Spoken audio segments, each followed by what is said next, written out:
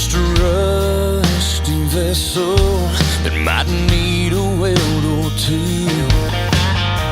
I can't count the times I've counted on you.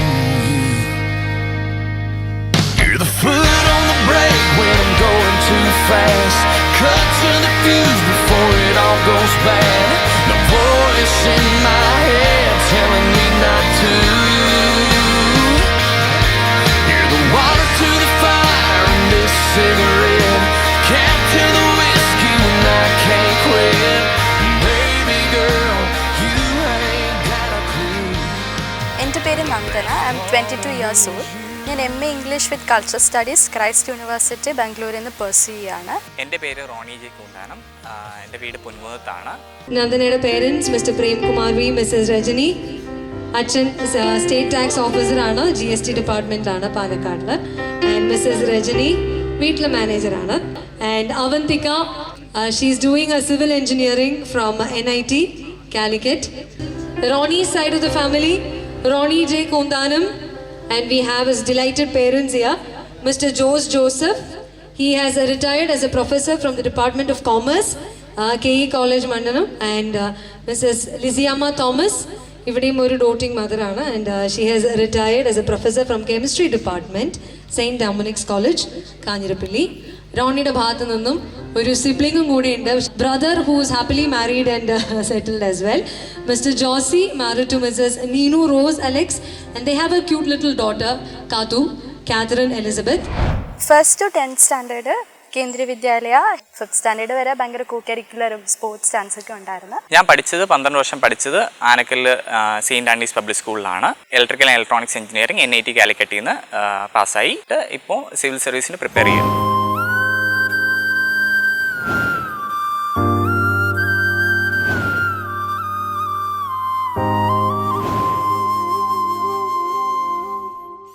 ചില കാര്യങ്ങൾ നമ്മൾ ഒട്ടും മെച്ചറെല്ലാം തോന്നും, ചില കാര്യങ്ങൾ നമ്മൾ ഭയങ്കര മെച്ചറുമാണ്.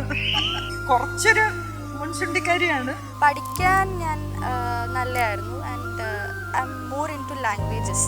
പിന്നെ സ്പോർട്സിൽ ആക്റ്റീവ് ആയിരുന്നു. പിന്നെ ഡാൻസ്, മ്യൂസിക് അതിലൊക്കെ പാർട്ടിസിപ്പേറ്റ് ചെയ്യുമായിരുന്നു. അവളെക്കുറിച്ച് ഓർക്കുമ്പോൾ അവളെപ്പോഴും ഡാൻസ് കളിച്ചുകൊണ്ട് നടക്കുന്നതാണ് എൻ്റെ ഓർമ്മയിലുള്ളത്. പിന്നെ പാട്ട് പാടാൻ അറിയില്ലെങ്കിലും പാട്ട് പാടും.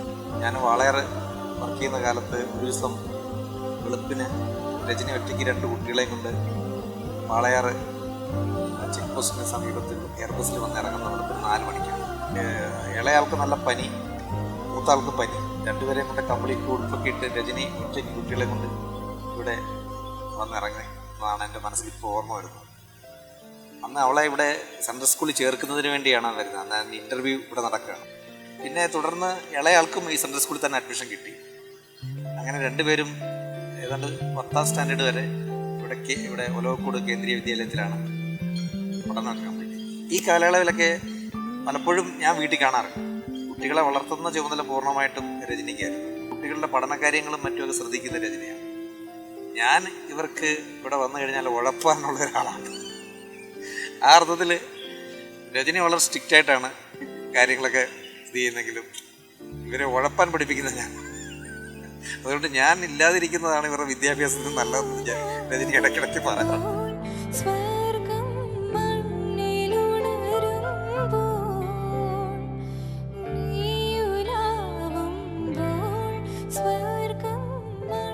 അച്ഛനായിട്ട് ക്ലോസ് ആവാനുള്ള കാരണം ഒരിക്കലും ഒരു കൺവെൻഷണൽ ഫാമിലിയിലുള്ള പോലെ സ്റ്റഡീസ് ഇമ്പോർട്ടൻ്റ് ആണെന്നൊന്നും അച്ഛൻ പറഞ്ഞിരുന്നില്ല. ഇമ്പോർട്ടൻ്റ് ആണ്, ബട്ട് നേരെ മറിച്ച് അച്ഛൻ വായിക്കാൻ ഒത്തിരി ഇൻഫ്ലുവൻസ് ചെയ്യുമായിരുന്നു. ഒത്തിരി പുസ്തകം മേടിച്ചു തരുമായിരുന്നു.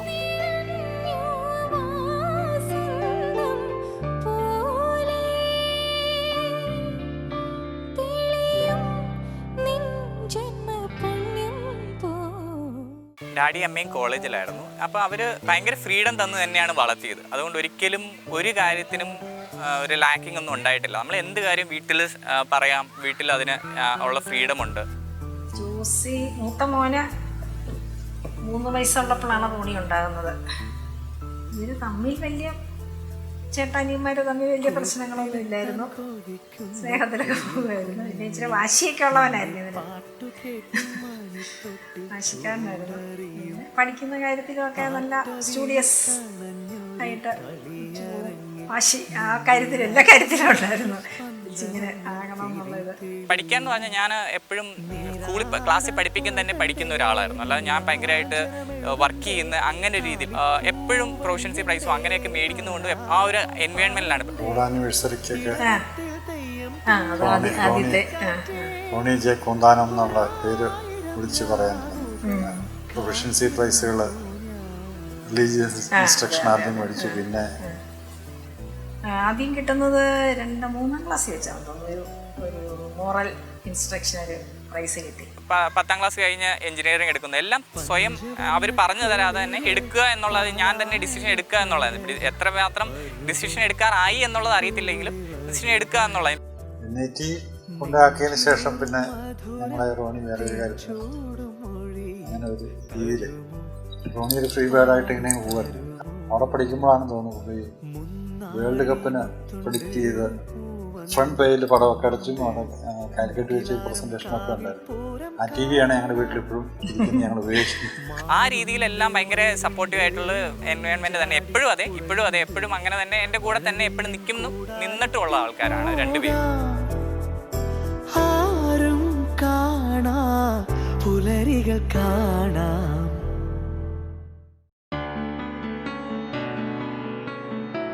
ഇവർ തമ്മിലുള്ള വഴക്കുകളൊക്കെയാണ് എൻ്റെ ഓർമ്മയിൽ വരുന്നത്. കേവുമായിട്ടുള്ള വഴക്ക്, ചെറിയ ചെറിയ അവളെ പിടിച്ച് തള്ളിയിടുക, ഇതൊക്കെ അത്ര വലിയ കുറുമ്പൊന്നും ഇല്ലായിരുന്നു. യൂഷ്വലി എല്ലാ വീട്ടിലും ചേച്ചി അനിയത്തി ഉണ്ടാകുമ്പോൾ ഉപദ്രവിക്കുന്ന കഥയാണല്ലോ നമ്മൾ ഒത്തിരി കേൾക്കാറുള്ളത്. ബട്ട് ഇത് നേരെ തിരിച്ചായിരുന്നു. രേവു ജനിച്ച സമയത്ത് ഭയങ്കര തടിയും ഒട്ടും മൂക്കൊന്നും ഉണ്ടായിരുന്നില്ല. അപ്പോൾ എല്ലാവരും അവളെ ജപ്പാൻ എന്നാണ് വിളിച്ചുകൊണ്ടിരുന്നത്. ഇപ്പോഴാണ് കുറച്ച് മൂക്കൊക്കെ വന്നത്. ഞാനും ചേച്ചി കാണാനും ഭയങ്കര ഡിഫറൻസ് ഉണ്ട്. ഞാനും ചേച്ചി സ്കൂളിൽ കൊണ്ട് ഞങ്ങൾ ചേച്ചി അനിയത്തിമാരാണെന്ന് പറയാറില്ല ആരും. ഞങ്ങൾ പറയണം, അപ്പോൾ ചോദിക്കും കസിൻസ് ആണോ ചോദിക്കും. അങ്ങനെയായിരുന്നു ഞങ്ങൾ. ഇതിലും കാണാൻ എനിക്ക് ഭയങ്കര തടിയൊക്കെ ഉണ്ടായിരുന്നു. അപ്പോൾ ഈ കുട്ടി ഞാൻ ചേച്ചീനെ കുട്ടി എന്നാണ് വിളിക്കാറില്ല.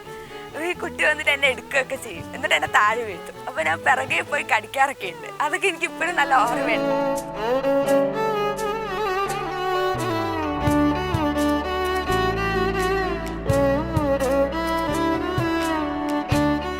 സ്കൂളിലൊക്കെ ചേച്ചിയുടെ ഒരു അനിയത്തി എന്ന് പറഞ്ഞിട്ടായിരുന്നു എന്നെ എല്ലാവരും അറിയാം. നന്ദനയുടെ അനിയത്തി, അങ്ങനെയായിരുന്നു എന്നെ എല്ലാവരും അറിഞ്ഞിരുന്നത്.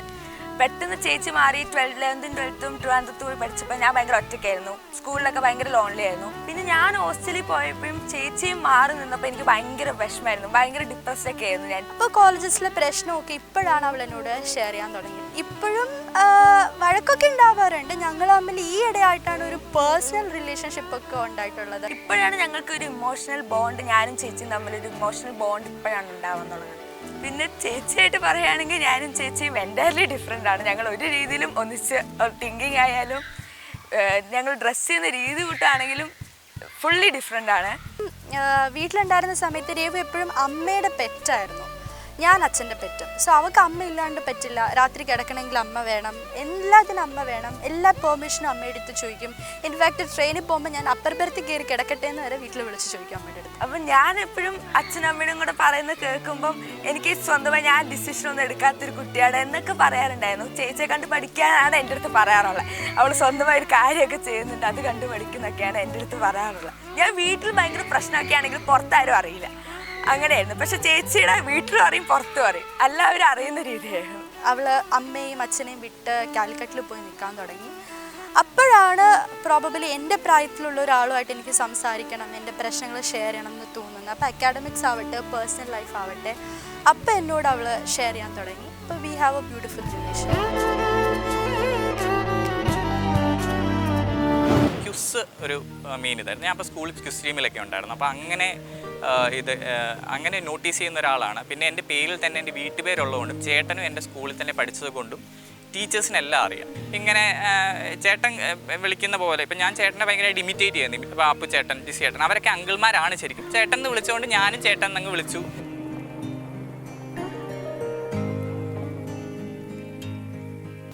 ഞാൻ 11th 12th ട്രിവാൻഡ്രത്ത് അമ്മൂമ്മയുടെ കൂടെ നിന്നാണ് പഠിച്ചത്.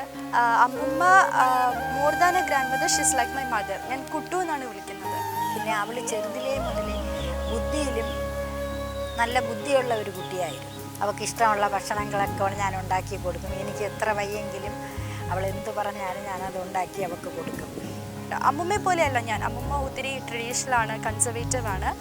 പക്ഷെ ഞാൻ അതിൻ്റെ നേരെ ഓപ്പോസിറ്റാണ്. But at the same time ഞങ്ങളുടെ ഇടയിൽ ഒരു ഫ്രണ്ട്ഷിപ്പ് ഉണ്ട് ആൻഡ് ഇറ്റ്സ് മാജിക്. ആള് ശുദ്ധയും പാവവുമാണ് നന്ദ. പക്ഷെ മുൻ ദേഷ്യം വരുമ്പോൾ അവൾ മീറി നിൽക്കുന്ന പോലെ നിൽക്കും. ഞാനൊരു പ്രോബ്ലമാറ്റിക് ചൈൽഡായിരുന്നു, പക്ഷേ ചൈൽഡ്ഹുഡ് പ്രോബ്ലമാറ്റിക് ഒന്നും ആയിരുന്നില്ല. അച്ഛൻ്റെയും അമ്മൂമ്മയുടെയും ഈക്വൽ ലവ് കിട്ടിയിട്ടാണ് ഞാൻ വളർന്നത്. പക്ഷെ രണ്ടുപേരും എക്സ്ട്രീം ഓപ്പോസിറ്റ്സ് ആണ്. രണ്ടുപേരും എന്നെ ഇൻഫ്ലുവൻസ് ചെയ്തിട്ടുണ്ട്, ബട്ട് രണ്ടുപേരും അല്ല ഞാൻ. അതാണ് ട്രൂത്ത്. അച്ഛൻ ഒരിക്കലും ഞങ്ങളെ ഒന്നിനും റെസ്ട്രിക്റ്റ് ചെയ്തിട്ടില്ല. അച്ഛനായാലും അമ്മ കുറച്ചും കൂടെ റിസർവ്ഡ് ആണ്, ഇത്തിരിയും കൂടെ കൺസർവേറ്റീവ് ആണ്. ചെയ്തില്ല, ഞങ്ങൾക്ക് എന്ത് വേണമെങ്കിലും ചെയ്യാം, എന്ത് വേണമെങ്കിലും പറയാം, അങ്ങനെ അത്രയും സ്വാതന്ത്ര്യമൊക്കെ തന്നിട്ടുണ്ടായിരുന്നു വീട്ടിൽ തന്നെ.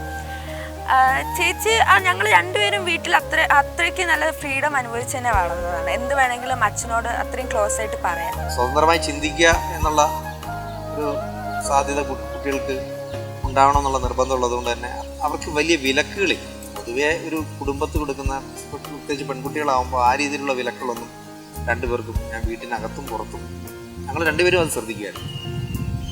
ഈ സ്ത്രീകൾക്ക് ഈ വീടുകളിൽ ഉള്ള വിലക്കുകളുണ്ട്, ജൈവപരമായ പ്രശ്നങ്ങൾ വരുന്ന വിലക്ക്, അതൊന്നും നമ്മുടെ വീട്ടിൽ ഒരിക്കലും പാലിച്ചിരുന്നില്ല. അത്തരം ഒരു വിലക്കുകളൊന്നും ഉണ്ടായിരുന്നില്ല.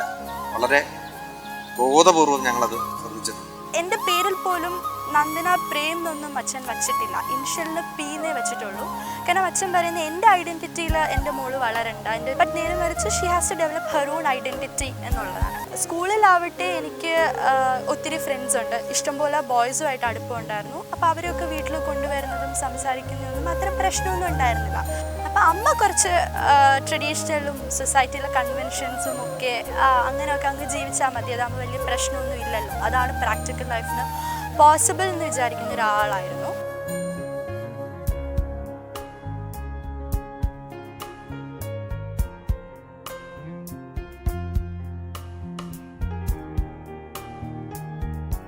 ഞാൻ 6th മുതൽ അത്യാവശ്യം നല്ല ഒറീഷ്യസ് റീഡറായി. അച്ഛൻ എനിക്ക് ആദ്യമായിട്ട് മേടിച്ചു തന്ന പുസ്തകങ്ങളിലൊന്ന് ആൽക്കമിസ്റ്റ് ആണ്, പിന്നെ മഹാത്മാഗാന്ധിയുടെ ഓട്ടോബയോഗ്രഫി. ഞാൻ അത് വളരെ പോസിറ്റീവായിട്ട് ചെയ്തൊരു പ്രവൃത്തിയാണ്. പക്ഷേ അത് വായിച്ചു കഴിഞ്ഞാൽ വളരെ നെഗറ്റീവായിട്ടൊരു അഭിപ്രായമാണ് അവൾ പറഞ്ഞത്. ഗാന്ധിജിയെക്കുറിച്ച് വളരെ മോശമായിട്ട് സംസാരിക്കും. അയാൾ എന്തൊരു മെയിൽഷോനിസ്റ്റ് ആണെന്നാണ് അവിടെ. ഒന്ന് എനിക്കത് ഓവർലി ഹൈപ്ഡും എക്സാജറേറ്റഡ് ആയിട്ട് തോന്നി. എനിക്ക് ക്ലിയർ കട്ടായിട്ട് ഒരു ഐഡിയ ഒന്നും ഉണ്ടായിരുന്നില്ല. ബട്ട് നേരെ മറിച്ച് ഗാന്ധിയുടെ വൈഫിനെ ട്രീറ്റ് ചെയ്ത കാര്യമൊന്നും എനിക്ക് ഒരിക്കലും അക്സെപ്റ്റബിൾ ആയിട്ട് തോന്നിയില്ല. അപ്പോൾ ഞാനതൊക്കെ അച്ഛനോട് പറഞ്ഞു, വെച്ചാൽ ദിസ് ഇസ് നോട്ട് അക്സെപ്റ്റബിൾ, ഇത് ഇങ്ങനെയൊന്നും ട്രീറ്റ് ചെയ്യാൻ പാടില്ല. ഗാന്ധിയുടെ വൈഫിന് സ്വന്തമായിട്ടൊരു ഐഡൻറ്റിറ്റിയോ സ്വന്തമായിട്ടുള്ള ഒരു വോയിസോ ഉള്ളതായിട്ട് എനിക്ക് തോന്നി. അവളത് പറയുമ്പോഴാണ് ഗാന്ധിജിയെ ഞാൻ വേറൊരു ആംഗിളിലേക്ക് പരിശോധിക്കുന്നത്. എനിക്ക് അന്നത് മനസ്സിലായി, അവൾ പറഞ്ഞത് ശരിയാണെന്ന് എനിക്ക് മനസ്സിലായി. ഗാന്ധിജി വളരെ സ്ത്രീവിരുദ്ധമായ നിലപാട് സൂക്ഷിച്ചിട്ടുണ്ട്. അച്ഛൻ മേടിച്ചു തന്ന ബുക്സിലൂടെയാണ് എൻ്റെ ഒരു പേഴ്സണാലിറ്റി ആവട്ടെ, പിന്നെ എൻ്റെ ഐഡൻറ്റിറ്റി ആവട്ടെ എല്ലാം ഷേപ്പ് ചെയ്യുന്നത്. Why am not a Hindu എന്ന് പറഞ്ഞൊരു ബുക്കാണ് എനിക്കൊരു ദലിത് കോൺഷ്യസ്നെസ് ഉണ്ടാക്കി തരികയും സൊസൈറ്റിയിലുള്ള പ്രിവിലേജസും എങ്ങനെയാണ് പ്രിവിലേജ് നമ്മളെ ഹെൽപ്പ് ചെയ്യുന്നതെന്നും, പിന്നെ അരുന്ധതി റോയുടെ the God of Small Things, അതൊട്ടും കൺവെൻഷണൽ ആയിട്ടുള്ളൊരു ബുക്ക്, അൺകൺവെൻഷണലായിട്ട് തിങ്ക് ചെയ്യാൻ ഇൻഫ്ലുവൻസ് ചെയ്തിരുന്നു. How can you be radical when you write something, language എത്ര പവർഫുൾ ആണെന്ന് എനിക്ക് തോന്നിയ ഒരു പുസ്തകമാണ്. പിന്നെ അയൻ ഹിർഷി അലിയുടെ ഇൻഫിഡൽ, ഒരു ഹൗ ക്യാൻ എ വുമൻ, സൊമാലിയിൽ നിന്നൊരു മുസ്ലിം വുമൻ ഇൻഡിപെൻഡൻ്റ് ആയിട്ട് വളർന്ന് how she concord the world എന്നുള്ളതിൻ്റെ ഒരു എക്സാമ്പിളാണ്. ഞാൻ ഫെമിനിസത്തിനെ കുറിച്ച് എന്തൊക്കെയായിരുന്നു വിചാരിച്ചിരുന്നതെന്നുള്ള തെറ്റാണെന്ന് ഞാൻ റിയലൈസ് ചെയ്തത് ലേറ്ററാണ്. ബട്ട് എൻ്റെ ട്രിഗർ ചെയ്ത കാര്യങ്ങളൊക്കെ ഈ പുസ്തകങ്ങളൊക്കെയാണ്. അതുപോലെ എനിക്ക് അവൾ സ്വാധീനിച്ചിട്ടുള്ള ദൃശ്യം സിനിമ കണ്ടിട്ട് ഇറങ്ങി വരുമ്പോൾ ഞാനും അവളും കൂടെ പോയിരുന്ന ആ സിനിമ ആണ്. ഒരു ശരാശരി മലയാളി പുരുഷന് ടെൻഷനാവുന്നൊരു സിനിമയാണ്.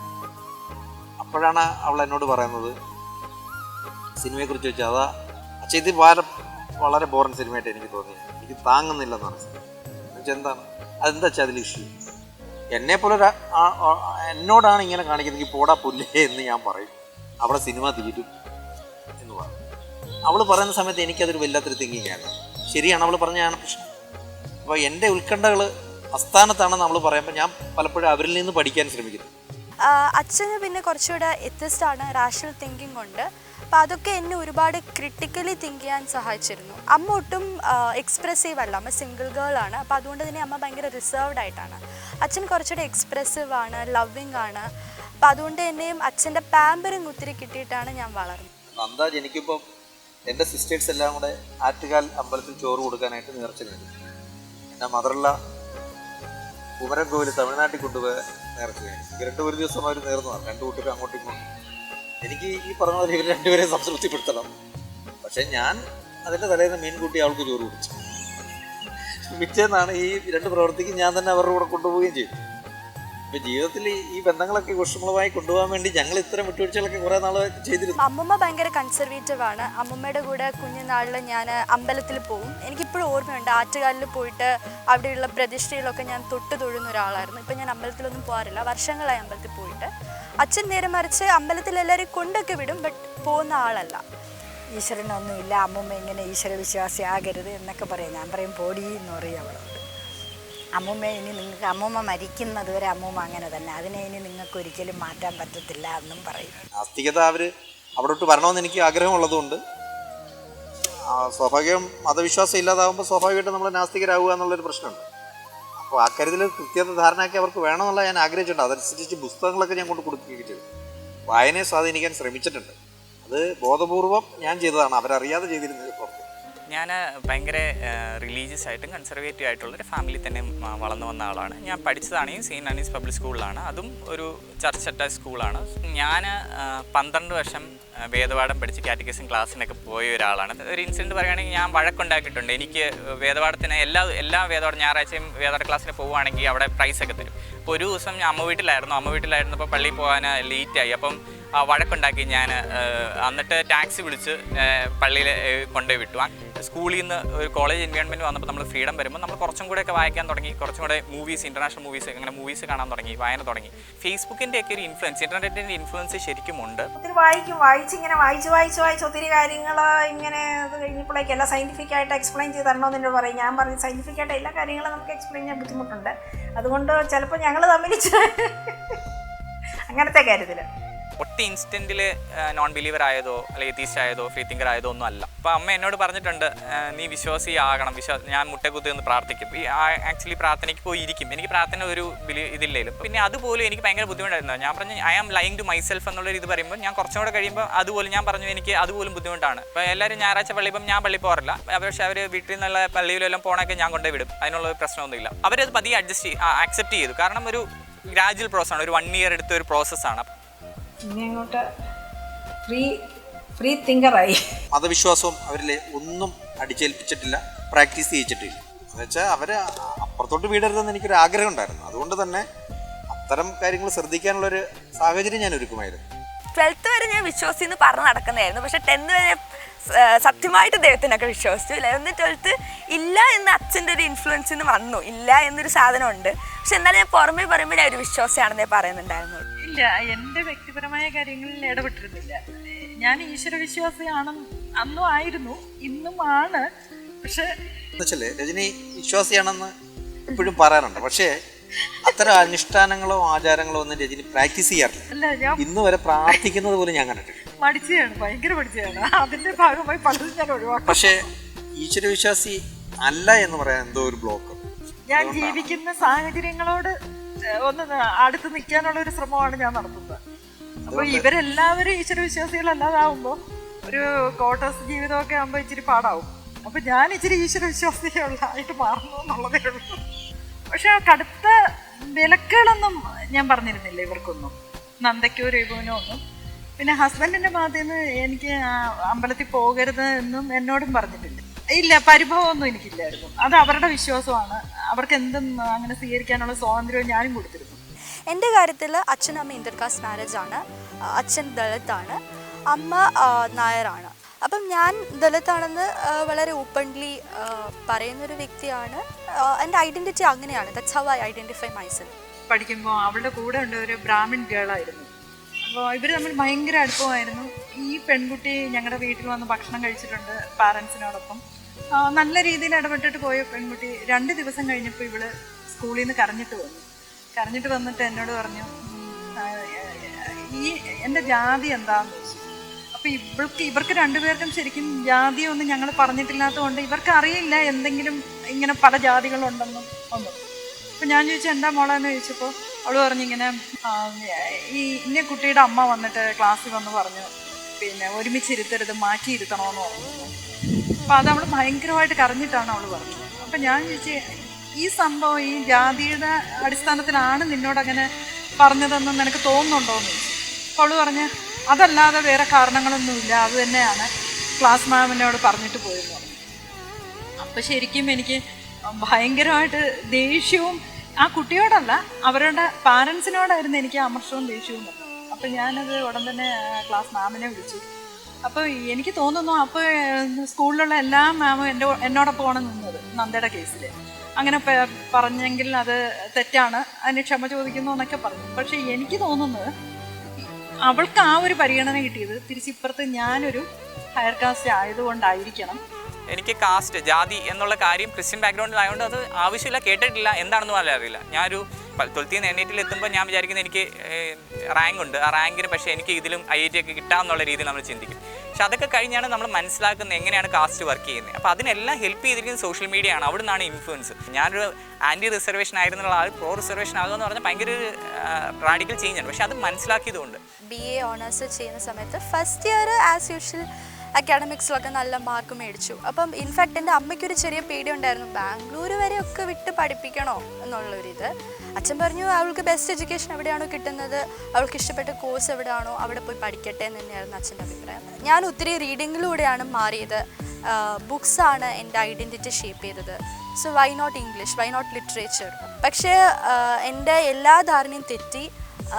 ക്രൈസ്റ്റിൽ ചേർന്ന് ഇംഗ്ലീഷ് എടുത്തതോടെയാണ് ഞാൻ കംപ്ലീറ്റ്ലി മാറിയത്. ഞാൻ കംപ്ലീറ്റ്ലി റാഡിക്കൽ ആയിരുന്ന അമ്മയും അമ്മൂമ്മയൊക്കെ പറയുന്നത്. അപ്പോഴത്തേക്കും ഞാൻ വീട്ടിൽ വിളിച്ച് കാര്യങ്ങളൊക്കെ ക്വസ്റ്റ്യൻ ചെയ്ത് തുടങ്ങി. എന്തെങ്കിലും അമ്മ പറയുമ്പോൾ അമ്മ ഈ സ്റ്റേറ്റ്മെൻറ്റ് പറയരുത്, ഇത് സെക്സിസ്റ്റ് ആണ്, അല്ലെങ്കിൽ ഈ സ്റ്റേറ്റ്മെൻറ്റ് പറയരുത്, ഇത് പ്രശ്നമാണ്. ലിബറൽ ആണെന്ന് വിചാരിച്ച് അച്ഛനോട് തന്നെ ഞാൻ പറഞ്ഞു, അച്ഛൻ്റെ ഉള്ളിലും ഒരു പേട്രിയാർക്കൽ തിങ്കിങ് ഉണ്ട്, അച്ഛൻ്റെ ഉള്ളിലും ഒരു മെയിൽ ഷോവിനിസ്റ്റ് ഉണ്ട്. എനിക്കത് പൂർണ്ണമായിട്ട് ഉൾക്കൊള്ളാൻ പറ്റിയെന്നുള്ളതാണ് ഞാൻ നേരത്തെ പറഞ്ഞത്. അതുകൊണ്ടാണ് ആ കാലയളവിലാണ് അവൾ ഈ പറയുന്ന പ്രയോഗങ്ങളൊക്കെ നടത്തുന്നത്. അച്ഛൻ was okay in the sense ഞാൻ എൻ്റെതായിട്ടുള്ളൊരു വോയിസ് ആണല്ലോ ഡെവലപ്പ് ചെയ്യുന്നതെന്ന് വിചാരിച്ച് അച്ഛൻ വാസ് ഓക്കെ വിത്ത് ഇറ്റ്. പ്രശ്നമൊന്നും ഉണ്ടായിരുന്നില്ല. എല്ലാ തരം ആൾക്കാരെയും അക്കോമഡേറ്റ് ചെയ്യാനുള്ളൊരു സ്പേസ് ആണ് ഇതെന്നുള്ളൊരു തിങ്കിങ് ഉള്ളതുകൊണ്ട് അച്ഛന് വലിയ പ്രശ്നം ഉണ്ടായിരുന്നില്ല. ബട്ട് അമ്മയ്ക്ക് അത്യാവശ്യം നല്ല പ്രശ്നം ഉണ്ടായിരുന്നു. അമ്മയ്ക്ക് ഞാൻ പറഞ്ഞൊന്നും ഒരിക്കലും രജിസ്റ്റർ ആവില്ല. അമ്മ പറയുന്നത് അമ്മ അഡ്രസ്സ് ചെയ്യുന്ന സൊസൈറ്റിയും വേറെയാണ്, ഞാൻ അഡ്രസ്സ് ചെയ്യുന്ന സൊസൈറ്റി വേറെയാണെന്നാണ് അമ്മ പറയുന്നത്. അപ്പം ഞാൻ പറഞ്ഞു അമ്മയും ഞാനും ഒക്കെ ഉൾപ്പെടുന്നതാണ് ഈ സൊസൈറ്റി. ബട്ട് ഇപ്പം ഇവൻച്വലി അമ്മ അക്സെപ്റ്റ് ചെയ്തില്ലെങ്കിലും അക്കോമഡേറ്റ് ചെയ്യാൻ തുടങ്ങി. പെണ്ണുങ്ങളായിരുന്നു ഫ്രണ്ട്സായിട്ട് കൂടുതലുള്ളത്. അപ്പോൾ അവരൊക്കെ പറയുന്നതൊക്കെ എപ്പോഴും അവർ ഷെയർ ചെയ്യുമ്പോൾ ഞാൻ മനസ്സിലാക്കാനും, ഞാനൊരു മെയിലാണെങ്കിലും എനിക്കൊരു സിസ്റ്ററൊന്നും ഇല്ല, കുറേ കൂടെ ഒക്കെ മനസ്സിലാക്കാൻ ശ്രമിച്ചിട്ടുണ്ട്. അങ്ങനെയാണ് കുറേ കൂടെ ഒക്കെ പഠിച്ചത്. ഒരു പെണ്ണ് രാത്രി വേണ്ട, ഒരു 6 മണിയൊക്കെ ആകുമ്പോൾ തന്നെ വഴി കൂടെ നടന്നു പോവുകയാണെങ്കിൽ ഒരാൾ നേരെ വരുമ്പം റോഡിൻ്റെ അപ്പുറത്ത് ക്രോസ് ചെയ്ത് നടക്കും. കാരണം അവരുടെ ഒരു തിങ്കിങ് അങ്ങനെയാണ്. പക്ഷേ ആ സോഷ്യൽ റിയാലിറ്റി നമ്മൾ മനസ്സിലാക്കാതെ നമ്മൾ എന്തൊക്കെയാണെന്ന് പറഞ്ഞിട്ടും കാര്യമില്ല. According to me, how Ronnie sees is he treats everyone equal on everything. Let's say work, or let's say in college or career, or wherever we go to a park or we go to cinema. He treats everyone equal and he respects everyone in turn, like not based on their age or something.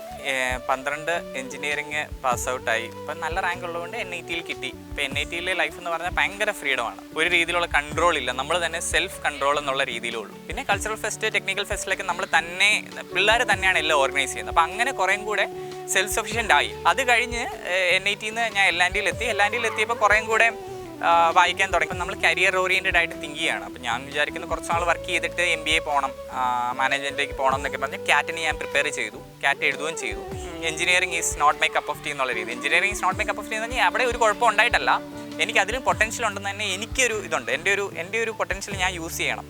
അപ്പോൾ അതെങ്ങനെ use ചെയ്യാം എന്നുള്ള രീതിയിൽ ചിന്തിക്കുമ്പോൾ ഞാൻ വീട്ടിലിങ്ങനെ ചോദിച്ചു, എനിക്ക് ഇങ്ങനെ IAS താല്പര്യമുണ്ട്, ഇപ്പോഴാണ് അപ്പോഴാണ് പിന്നെയും പഠിക്കാൻ പറ്റുന്നത്, പ്രിപ്പയർ ചെയ്യണം എന്നൊക്കെ ഉള്ള രീതിയിൽ ചിന്തിക്കുമ്പോൾ ഡാഡിയോടാണ് ഞാൻ ആദ്യമേ പറയുന്നത്. ഞാനൊന്ന് ഡിസ്കറേജ് ചെയ്തായിരുന്നു ആദ്യം.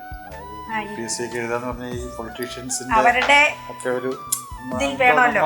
ഒരു എനിക്ക് എന്നോട് പറയുമ്പോൾ എനിക്ക് പെട്ടെന്ന് എന്താ ജോലി കഴിഞ്ഞ് പോരുന്നതെന്ന് ആദ്യം ഒരു ചിന്ത, എന്തായിരിക്കും അവിടെ ഒരു പ്രശ്നം ഉണ്ടാക്കിയോന്ന്. UPSC എഴുതാനുണ്ട്, പരീക്ഷ എഴുതാൻ വേണ്ടിയാണ്. അവിടുത്തെ ജോലി പ്രത്യേകിച്ചൊന്നും കൂടുതലായിട്ടൊന്നും ഇല്ല. അത് പറഞ്ഞപ്പം 100% ഞങ്ങൾ സന്തോഷത്തോട് തന്നെ റിസൈൻ ചെയ്ത്. അവനെ എവിടെ ചെന്നാലും അവനെ നേടി അവിടുന്ന് അവന് അങ്ങനെ താല്പര്യം ഇല്ലാതെ അങ്ങ് പോകുന്നത് കൊണ്ട് പോരട്ടെ എന്നുള്ളതായിരുന്നു. സന്തോഷമായിട്ടാ ഈ പഠിച്ചോട്ടെ, UPSC എഴുതുകയാണെങ്കിൽ വളരെ നല്ല കാര്യം. ഇല്ല, എല്ലാവരും വർക്ക് ചെയ്തുകൊണ്ട് IAS പ്രിപ്പയർ ചെയ്യാന്ന് പറഞ്ഞാൽ ചിലർക്ക് പറ്റുമായിരിക്കും, എനിക്ക് പറ്റില്ല. അവിടെ എൻ്റെ ഒരു കമ്മിറ്റ്മെൻറ്റ് ഫുള്ളായിട്ട് കൊടുക്കാൻ പറ്റില്ല, ഇവിടെ ഒരു കമ്മിറ്റ്മെൻറ്റ് കൊടുക്കാൻ പറ്റില്ല എന്നുള്ള രീതി കൊണ്ട് ഞാൻ റിസൈൻ ചെയ്തു. അത് നന്നായി പ്രിപ്പയർ ചെയ്യാന്നുള്ളത്. അപ്പം പിന്നെ അങ്ങനെയാണ് ഫേസ്ബുക്കും യൂട്യൂബും ഒക്കെ വന്നത്, ഫ്രീ തിങ്കേഴ്സ് ഫോറവും. പ്രത്യേകിച്ച് എടുത്ത് പറയേണ്ടതെന്ന് പറഞ്ഞാൽ നിർമുക്ത എന്ന് പറഞ്ഞൊരു ക്ലോസ് ഗ്രൂപ്പ് ഉണ്ട്, നിർമുക്ത free thought and science in India. അപ്പോൾ ആ ഒരു ക്ലോസ് ഗ്രൂപ്പിൽ കുറേ ഡിസ്കഷൻസ് ഉണ്ട്. അവരുടെ ഡിസ്കഷൻസ് ഒക്കെ വായിക്കാൻ തുടങ്ങിയപ്പോൾ കുറേ കൂടെ ക്ലാരിറ്റി കിട്ടി. അപ്പോൾ ഡോക്ടർ ബീന കൈലൂരിൻ്റെ ഫ്രണ്ടാണ് ഞാൻ. സോ ബീന ഡോക്ടർ നിർമുക്തിയിൽ, എൻ്റെ ഓർമ്മ ശരിയാണ്, നിർമുക്തിയിൽ മെൻസ്ട്രേഷനെ കുറിച്ച് സംസാരിക്കുന്നത് ഒരു ടബു ആണ്. അന്ന് ഡോക്ടർ എന്നോട് ചോദിച്ചായിരുന്നു എൻ്റെ ഒരു എക്സ്പീരിയൻസ് കമൻറ്റ് സെക്ഷനിൽ ഷെയർ ചെയ്യാവുന്നത്. അന്ന് ഞാൻ വളരെ എക്സ്പ്ലിസിറ്റ് ആയിട്ട് എൻ്റെ ഒരു എക്സ്പീരിയൻസ് ഷെയർ ചെയ്യുകയും അതിൽ റോണി പോയി ഹാർട്ട് അടിക്കുകയും ചെയ്തു. അപ്പം ഞാനിങ്ങനെ ആലോചിച്ചു, പാതിരാത്രി ഇതൊക്കെ ഇരുന്ന് വായിച്ചിട്ട് ആരാണ് ഈ ഇതിനൊക്കെ ഹാർട്ട് അടിക്കുന്നത്? അപ്പോൾ ഇത് അത്ര പ്രശ്നമില്ലാത്തൊരു വ്യക്തിയാണല്ലോ. അപ്പോൾ ഞാൻ പൊതുവേ സ്ട്രേഞ്ചേഴ്സിനൊന്നും അങ്ങനെ ഫ്രണ്ട് റിക്വസ്റ്റ് ഒന്നും അയക്കുന്ന ആളല്ല. അപ്പം ഞാൻ ചെന്ന് പോസ്റ്റ് ചെക്ക് ചെയ്തപ്പം ഫെമിനിസ്റ്റ് ആണ്, റാഷണലാണ്, എത്തിസ്റ്റ് ആണെന്നൊക്കെ കണ്ടു. അപ്പം ഞാൻ വിചാരിച്ചു ബി ഡോക്ടറുടെ ഫ്രണ്ട് ആയിരിക്കും, അപ്പോൾ കുഴപ്പമുണ്ടാവില്ല, സേഫ് ആണല്ലോ എന്ന് പറഞ്ഞ് ഞാൻ ഫ്രണ്ട് റിക്വസ്റ്റ് അയച്ചു. കമൻറ്റ് എക്സാക്ട്ലി ഓർമ്മയില്ല, നന്ദു ഇങ്ങനെ പറഞ്ഞ് എനിക്കൊരു ഓർമ്മയുണ്ട്. അപ്പം നന്ദു അപ്പോഴാണ് നോട്ടീസ് ചെയ്തതെന്ന് പറഞ്ഞു. അപ്പോൾ വേറെയുള്ള പോസ്റ്റുകളിൽ നിന്നും ഷെയർസിൽ നിന്നും ഒക്കെ മനസ്സിലായി എന്നെ പോലെ ഫ്രീ തിങ്കറാണ്, എത്തിസ്റ്റാണ്, അങ്ങനെ പിന്നെ റാഷണലിസ്റ്റാണ്, ഇങ്ങനെ കാര്യങ്ങളൊക്കെ എഴുതുന്ന ആളാണ്. അപ്പോൾ ഞാൻ അങ്ങനെയുള്ള ആൾക്കാർ ഫ്രണ്ട് റിക്വസ്റ്റ് ഇങ്ങോട്ട് വന്നപ്പോൾ ഞാൻ എടുക്കാറുണ്ട്. അതുപോലെ എനിക്ക് മ്യൂച്വൽ ഫ്രണ്ട് ഉണ്ടായിരുന്നു, അച്ഛൻ ഓൾറെഡി ഫ്രണ്ടായിരുന്നു. ബ്രില്യൻ സൊല്യൂഷൻസ് എന്ന് പറഞ്ഞാൽ IAS കണ്ടന്റ് റൈറ്റർ എന്നുള്ള ഇത് കണ്ടപ്പോൾ ഞാൻ വിചാരിച്ചു പ്രിപ്പയർ ചെയ്യുകയാണ്. പിന്നെ റോണി ഫ്രണ്ട്സിനെ കാണാൻ ബാംഗ്ലൂർ വരുന്ന സമയത്ത് മീറ്റ് ചെയ്യാമെന്ന് പറഞ്ഞു. ഞാനൊരു ഫോർമാലിറ്റിക്ക് മീറ്റ് ചെയ്യാം എന്ന് പറഞ്ഞു. ആക്ച്വലി പോകാൻ പ്ലാനൊന്നും ഉണ്ടായിരുന്നില്ല. പിന്നെ റോണി വിളിച്ച് എന്തായാലും മീറ്റ് ചെയ്യണം എന്നൊക്കെ പറഞ്ഞ് കൺവിൻസ് ചെയ്തപ്പോൾ ഞാൻ വിചാരിച്ചു ഒന്ന് പോയി മീറ്റ് ചെയ്യാമെന്ന് വിചാരിച്ചു. അങ്ങനെ പോയി മീറ്റ് ചെയ്തു. മീറ്റ് ചെയ്തപ്പം ഒത്തിരി സിമിലാരിറ്റീസ് ഉണ്ട്, ഒരേ രീതിയിലുള്ള തിങ്കിങ് ആണെന്ന് മനസ്സിലായി. അങ്ങനെ ഞങ്ങൾ പെട്ടെന്ന് ആരും അറിയാതെ നന്ദി ഹിൽസിൽ ഒരു ട്രിപ്പ് പ്ലാൻ ചെയ്തു. നല്ല ഫ്രണ്ട്സ് ആയിരുന്നു അന്ന്. അങ്ങനെ ആ ഒരു ഹോൾ ഡേ നന്ദി ഹിൽസിൽ സ്പെൻഡ് ചെയ്ത് രണ്ടുപേരുടെയും ചൈൽഡ്ഹുഡും അക്കാഡമിക്സും ഇൻട്രസ്റ്റും ഒക്കെ ഷെയർ ചെയ്തതിന് ശേഷമാണ് ഒരു ലൈഫ് പാർട്ട്ണർക്കുള്ള കുറച്ച് കാര്യങ്ങളൊക്കെ ഉണ്ട്, ഇതിനെക്കുറിച്ചൊന്ന് ആലോചിക്കാമെന്ന് മനസ്സിലായത്. ഏറ്റവും സ്ട്രൈക്കിംഗ് ആയിട്ട് തോന്നിയത്, ഞങ്ങൾ നന്ദി ഹിൽസിലോട്ട് പോകുന്നത് വെളുപ്പിന് ഒരു 4 മണിക്കാണ്. അപ്പോൾ റോണി രാത്രി 12 മണിക്ക് വിളിച്ച് പറഞ്ഞു അവിടെ സൺറൈസ് 6 മണിക്കാണ്, നമ്മളവിടെ ഇപ്പം 6 മണിക്ക് എത്തണം, 4 മണിക്കെങ്കിലും പോകണം എന്ന് പറഞ്ഞു. അപ്പം ഞാൻ പരിചയമില്ലാത്ത ഒരാളുടെ കൂടെ എങ്ങനെയാണ് 4 മണിക്ക് പോകുന്നത്? സേഫ് അല്ലല്ലോ. ലൈക്ക് അമ്മ നമുക്ക് തരുന്ന കുറച്ച് തോട്ട്സ് ഒക്കെ ഉണ്ടല്ലോ, it's not safe for woman to travel എന്നൊക്കെ ഉള്ളത്. അപ്പം അതൊക്കെ ഉള്ളിൽ കുറച്ചൊക്കെ ഉണ്ടായിരുന്നു എൻ്റെ ഉള്ളിൽ. അപ്പം ഞാൻ 4 മണിയൊന്നും പറ്റില്ല, 5 മണിക്ക് പോകാം എന്ന് പറഞ്ഞു. അപ്പോൾ റോണി പറഞ്ഞു ഇല്ല 4 മണിക്ക് പോയേ പറ്റുള്ളൂ. അപ്പം ഞാൻ എൻ്റെ വേറൊരു ഫ്രണ്ടിനെ വിളിച്ച് പറഞ്ഞു ഞാനിങ്ങനെ 4 മണിക്ക് പോവാണ്, എന്തെങ്കിലും ഉണ്ടെങ്കിൽ ഞാനിവിടെ പോയി എന്ന് വീട്ടിൽ അറിയിക്കണം എന്ന് പറഞ്ഞു. എന്നിട്ട് 4 മണിക്ക് പോയി. അപ്പം പോയപ്പോൾ ഉള്ളൊരു കാര്യം, സിറ്റുവേഷൻസ് ഒന്നും ഒരിക്കലും എക്സ്പ്ലോയിറ്റ് ചെയ്യാത്ത നമ്മളെ വളരെ സേഫായിട്ട് കൊണ്ടുപോകുന്നൊരു വ്യക്തിയായിരുന്നു. അപ്പം എനിക്ക് വാഷ്റൂമിൽ പോകണമെങ്കിലും Roni use to carry my bag. അപ്പോൾ ഒരു ലേഡി ബാഗൊക്കെ ആണുങ്ങൾ പിടിക്കുന്നത് വളരെ കുറവാണ്, അറ്റ്ലീസ്റ്റ് കേരളത്തിൽ. കാരണം ഒരു പിങ്ക് കളർ ബാഗ് തന്നെ പിടിച്ചു കഴിഞ്ഞാൽ അത് അവരുടെ ഇതിൽ മസ്കുലിനിറ്റിയെ ക്വസ്റ്റ്യൻ ചെയ്യുന്നു എന്നുള്ള രീതിയിലാണ് പൊതുവേ ആണുങ്ങളൊക്കെ എടുക്കാറ്. He always carries my bag and he always say ki you just go, be relaxed and shop more. That one word I have never heard from any guy I have dated. So Ronnie is special in such a way that whoever is a girl with him, she will never feel a void or something or annoyed by a male partner. അപ്പം റോണി വളരെ കാഷ്വലായിട്ട് ഒട്ടും gendered രീതിയിൽ set ബിഹേവിയറിലൊന്നും ഒട്ടും behave ചെയ്തിരുന്നില്ല. അത് എനിക്ക് ഒത്തിരി ഇൻഫ്ലുവൻസ്ഡായി. പിന്നെ റോണി, എനിക്ക് ഏറ്റവും റോണിയിൽ ഒരു ക്വാളിറ്റി ആയിട്ട് തോന്നിയത് വില്ലിങ്നെസ് ടു ലേൺ ആണ്. അപ്പം ഞാൻ റോണിയോട് ചോദിച്ചിരുന്നു എങ്ങനെയാണ് റോണി എത്തിസ്റ്റ് ആയത്. എവല്യൂഷനാണ് ആക്ച്വലി എന്നെ ഒരു എത്തിസ്റ്റ് ആക്കിയത്, അല്ലെങ്കിൽ എനിക്കൊരു ക്രിട്ടിക്കൽ തിങ്കർ ആക്കിയതെന്ന് പറഞ്ഞു. അപ്പം അങ്ങനെ ഒട്ടും ഒരു എക്സ്റ്റേണൽ ഇൻഫ്ലുവൻസ് വീട്ടിൽ നിന്നോ അല്ലെ ഫ്രണ്ട്സിൽ നിന്നോ ഇല്ലാതെ സ്വയം വായിച്ച് കണ്ടെത്തിയപ്പം അതെനിക്ക് ഒത്തിരി ഭയങ്കര ഒരു നല്ല കാര്യമായിട്ട് തോന്നി. കാരണം അതിന് നമ്മുടേതായിട്ടൊരു ലേണിങ്ങും റീലേണിങ്ങും ഒക്കെ വേണം. അപ്പോൾ ഐ തോട്ട് ഓക്കെ, അപ്പോൾ എപ്പോഴും ഒരു ഓപ്പൺ ആയിട്ടുള്ളൊരു വ്യക്തിയായിരിക്കും, ഇനിയും പഠിക്കാൻ ആഗ്രഹമുള്ളൊരു വ്യക്തിയായിരിക്കും എന്ന് തോന്നി. അപ്പോൾ അതാണ് എനിക്ക് ഏറ്റവും സ്ട്രൈക്കിംഗ് ആയിട്ട്. അത്യാവശ്യം നല്ല കമ്മ്യൂണിക്കേഷൻസ് ഞങ്ങൾ തമ്മിലുണ്ട്. നന്ദ പറയുന്നത് എനിക്കും ഞാൻ പറയുന്നത് നന്ദയ്ക്കും പരസ്പരം മനസ്സിലാക്കാൻ സാധിക്കുന്നുണ്ട്. അതുകൊണ്ട് തന്നെ ഇങ്ങനെ ഒരു അഫെയർ ഉണ്ട് എന്ന് എന്നോടാണ് ആദ്യം പറഞ്ഞത്. കുമാരി ആസ് യൂഷ്വൽ ഞെട്ടിയൊന്നുമില്ല. പുതിയത് ഒരു കാര്യം ഒപ്പിച്ചുകൊണ്ട് വന്നല്ലേ എന്ന് എന്നോട് ചോദിച്ചു. അപ്പം ഞാൻ പറഞ്ഞില്ല, ഇത് കാര്യമായിട്ടാണ്, ഒന്ന് സംസാരിച്ചു നോക്കി, കുമാരിക്ക് ചിലപ്പോൾ ഇഷ്ടപ്പെടുന്നു പറഞ്ഞു. കുമാരി പറഞ്ഞു അമ്മയുടെ മുഖം ഓർക്കുമ്പോൾ എനിക്ക് സംസാരിക്കാനൊരു പേടി. ഞാൻ ഞങ്ങളുടെ നന്ദി ഹിൽസിൽ പോയൊരു ഫോട്ടോ ഇട്ടായിരുന്നു. അപ്പോൾ ഫോട്ടോ കണ്ട് അന്ന് ഞങ്ങൾ വെറും ഫ്രണ്ട്സ് ആയിരുന്നു, ബട്ട് അമ്മ എന്തൊക്കെയോ ധരിച്ചു. അതിനോട് പെട്ടെന്ന് എനിക്ക് അഡ്ജസ്റ്റ് ചെയ്യാൻ കഴിഞ്ഞില്ല. കാരണം എന്ന് വെച്ചാൽ എനിക്കറിയില്ല, ഈ അപ്പുറത്ത് നിൽക്കുന്ന ആളിനെ എനിക്കറിയില്ല, നന്ദയെ മാത്രമേ എനിക്കറിയൂ. അപ്പോൾ അതെങ്ങനെ ആയിരിക്കും എന്നുള്ളത് കൊണ്ട് ആ ഒരു ഉത്കണ്ഠ. പിന്നെ ഇവളത് അത്ര ക്ലിയർ ആയിട്ടല്ല എന്നോട് പറഞ്ഞത്. പല ഫ്രണ്ട്സ് എൻ്റെ അടുത്ത് ചോദിച്ചു, ഓ നന്ദ ഇങ്ങനെ പോസ്റ്റ് ചെയ്തിരിക്കുന്നല്ലോ എന്ന് പറഞ്ഞു. അപ്പം ഈ വിവരം നാട്ടുകാർ പറഞ്ഞു, നമ്മൾ അറിഞ്ഞു എന്നുള്ള രീതിയിലാണ് പ്രശ്നം കണ്ടത്. അപ്പം അമ്മ എന്നെ വിളിച്ചിട്ട് നിന്റെ ലിപ്സ്റ്റിക്ക് കൂടിപ്പോയി, നിന്റെ ഹെയർ സ്റ്റൈൽ ശരിയായില്ല, അപ്പം അങ്ങനെയൊക്കെ പറയാൻ തുടങ്ങി. ഒരു ബന്ധമില്ലാത്തതാണ്. അപ്പോഴേ എനിക്ക് മനസ്സിലായി ഫോട്ടോ ഇട്ടത് ഇഷ്ടപ്പെട്ടില്ല. ഫേസ്ബുക്കിൽ ഇങ്ങനെ ഇവർ ഫോട്ടോ ഇട്ടിട്ടുണ്ട്, അതെന്താണ് നിനക്ക് വല്ലതും അറിയോ എന്നൊക്കെ എൻ്റെ അടുത്ത് അമ്മ ചോദിച്ചായിരുന്നു. അപ്പം ഞാൻ പറഞ്ഞു എനിക്കറിയില്ലായിരുന്നു അന്ന്, ശരിക്കും അറിയില്ല എന്ന് പറഞ്ഞു. പിന്നെ ഞാൻ ഇവരുടെ അടുത്ത് ചോദിക്കാനൊന്നും പോയില്ല, എനിക്ക് ഡൗട്ടൊക്കെ ഉണ്ടായിരുന്നു. പിന്നെ ഞാൻ ചോദിക്കൊന്നുമില്ല, ആ കുട്ടി പറയുകയാണെങ്കിൽ പറയട്ടെ എന്ന് വിചാരിച്ചു. അപ്പോൾ എനിക്ക് ആ ആളിനെ കുറിച്ചുള്ള ഡീറ്റെയിൽസ് ഇല്ല എൻ്റെ കയ്യിൽ. അപ്പോൾ ഞാൻ പറഞ്ഞു എന്നെ വിളിക്കാൻ പറയണമെന്ന് പറഞ്ഞു. പക്ഷെ വിളിച്ച് സംസാരിച്ചപ്പോൾ എനിക്ക് വലിയ പ്രശ്നം തോന്നിയില്ല. പിന്നെ കുറച്ചുകൂടി ഡീറ്റെയിൽസ് അവളോട് തിരക്കി കഴിഞ്ഞ് പിന്നെ എനിക്ക് സമാധാനമായിരുന്നു. റോണി എന്നെ വന്ന് കണ്ടതിന് ശേഷം എനിക്ക് പിന്നെ അവളുടെ ചോയ്സിൽ എനിക്ക് ഉത്കണ്ഠ ഇല്ലാതായി.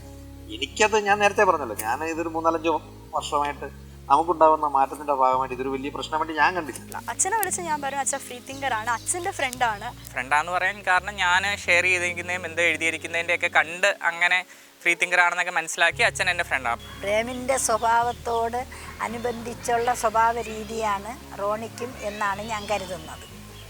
ഞാൻ ആദ്യമേ ഡാഡിയോട് വിളിച്ചിങ്ങനെ നന്ദുവിൻ്റെ കാര്യം പറയുമ്പം എനിക്കിങ്ങനെ ഇഷ്ടമാണ് എന്നുള്ള രീതിയിലാണ് ആദ്യമേ പറയുന്നത്. അപ്പം ഇഷ്ടമാണെന്നുള്ളപ്പോൾ കുഴപ്പമില്ല, അതിന് അങ്ങനെ ഒരു എതിരില്ല. കാരണം എൻ്റെ വീട്ടിൽ എനിക്ക് ഫ്രീഡം തന്നിട്ടുണ്ടെന്നുള്ളത് കൊണ്ട് തന്നെയാണ് എനിക്ക് പറയാൻ പറ്റുന്നത്, എനിക്ക് എങ്ങനെ റിയാക്ഷൻ വരും എന്നും അറിയാം. അത് കഴിഞ്ഞാണ് അമ്മയോട് ഞാൻ അങ്ങനെ പറയുന്നു. അപ്പോൾ അമ്മയാണെങ്കിലും കുഴപ്പമൊന്നുമില്ല, എനിക്ക് നേരത്തെ ഒരു റിലേഷൻഷിപ്പ് ഉണ്ടായിരുന്നു, അപ്പോൾ അതിൻ്റെ കാര്യമൊക്കെ ചോദിച്ചു, എങ്ങനെയാണ് അത് ഓക്കെ ആയോ, അല്ലെങ്കിൽ അവിടെ വല്ലതും കുഴപ്പം വരുമോ എന്നുള്ള രീതിയിൽ അത് ചോദിച്ചു. അപ്പോൾ ഞാൻ പറഞ്ഞില്ല, അതൊക്കെ അറിയാം, ഇപ്പോഴാണെങ്കിലും ഫ്രണ്ട്സൊക്കെയാണ്. പക്ഷേ ഡാഡി അമ്മയും ഫേസ്ബുക്കിലില്ല, ചേട്ടനുണ്ട്, ചേച്ചിയുണ്ട്, അപ്പോൾ അവരൊക്കെ ഉണ്ട്. അപ്പോൾ അവരൊക്കെ കണ്ടു. അപ്പോൾ അങ്ങനെ കുറേ പേര് ഇങ്ങനെ ചോദിച്ചത് എന്താ ഫോട്ടോ ഇട്ടേ എന്നുള്ള രീതി. ഇപ്പം ചേട്ടന് ഭയങ്കരമായിട്ട് ഇങ്ങനെ ഇത് പറഞ്ഞു, ഇനി ഫോട്ടോ ഇടരുതെന്ന് പറയാൻ അങ്ങനെ പറ്റില്ല. ഞാൻ ഫോട്ടോ ഇട്ടത് എന്ത് തെറ്റാണെന്ന് എനിക്ക് തന്നെ തോന്നിയിട്ടില്ല. അപ്പോൾ അതുകൊണ്ട് ഇടരുതെന്ന്, അതും ഞാനല്ല ഫോട്ടോ ഇട്ട്, നന്ദുവാണ് ഫോട്ടോ ഇട്ട്. എനിക്ക് കുഴപ്പമില്ലാന്ന് തോന്നിയാൽ ഞാൻ ഓക്കെ ആണെങ്കിലാണ് അതുള്ളത്.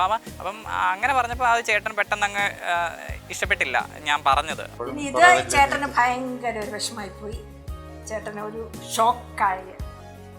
അതവന് എന്നാലും അവനങ്ങ് ഭയങ്കര, ഞങ്ങളെക്കാരില്ല. ഞാൻ പറഞ്ഞു എൻ്റെ കൊച്ചി അതിനില്ല, അവന് അത് കെട്ടിക്കണമേ, അതൊന്നും നമ്മൾ അതിനെക്കുറിച്ച് പറയുന്നില്ല. അവൻ ഇപ്പം ഇന്നലെ ഇച്ചിരി കഴിഞ്ഞ് വരാം, ഇവന് ഇന്നതായി, ഇവന് അതാണ് അവൻ്റെ ഒരു വിഷമം. ചേച്ചി എൻ്റെ അടുത്ത് വന്ന് ഇങ്ങനെ വിളിച്ചിട്ട് പറഞ്ഞു, ഇങ്ങനെ ഇതാണ് സംഭവം, നീ സംസാരിക്കുക ഒച്ചയെടുത്തെന്ന് പറഞ്ഞു.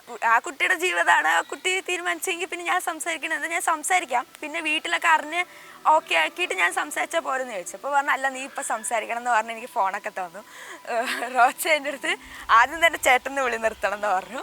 അപ്പം ഞാൻ റോച്ചയെന്ന് വിളിക്കാൻ തുടങ്ങി.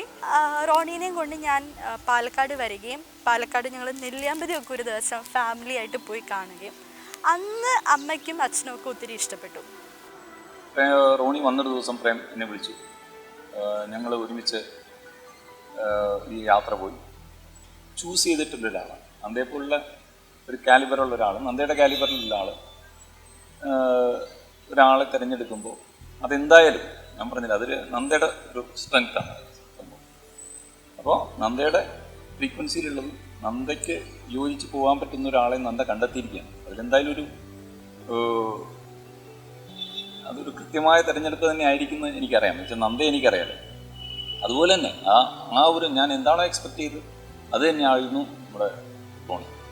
ആദ്യം റോണിയെ കുറിച്ച് എനിക്ക് കുറച്ച് പേടികളൊക്കെ ഉണ്ടായിരുന്നെങ്കിലും പിന്നീട് റോണി വീട്ടിൽ വന്നപ്പോഴും ഒക്കെ ഒരു അപരിചിതൻ വീട്ടിൽ വന്നതുപോലെ എനിക്ക് തോന്നിയിട്ടില്ല.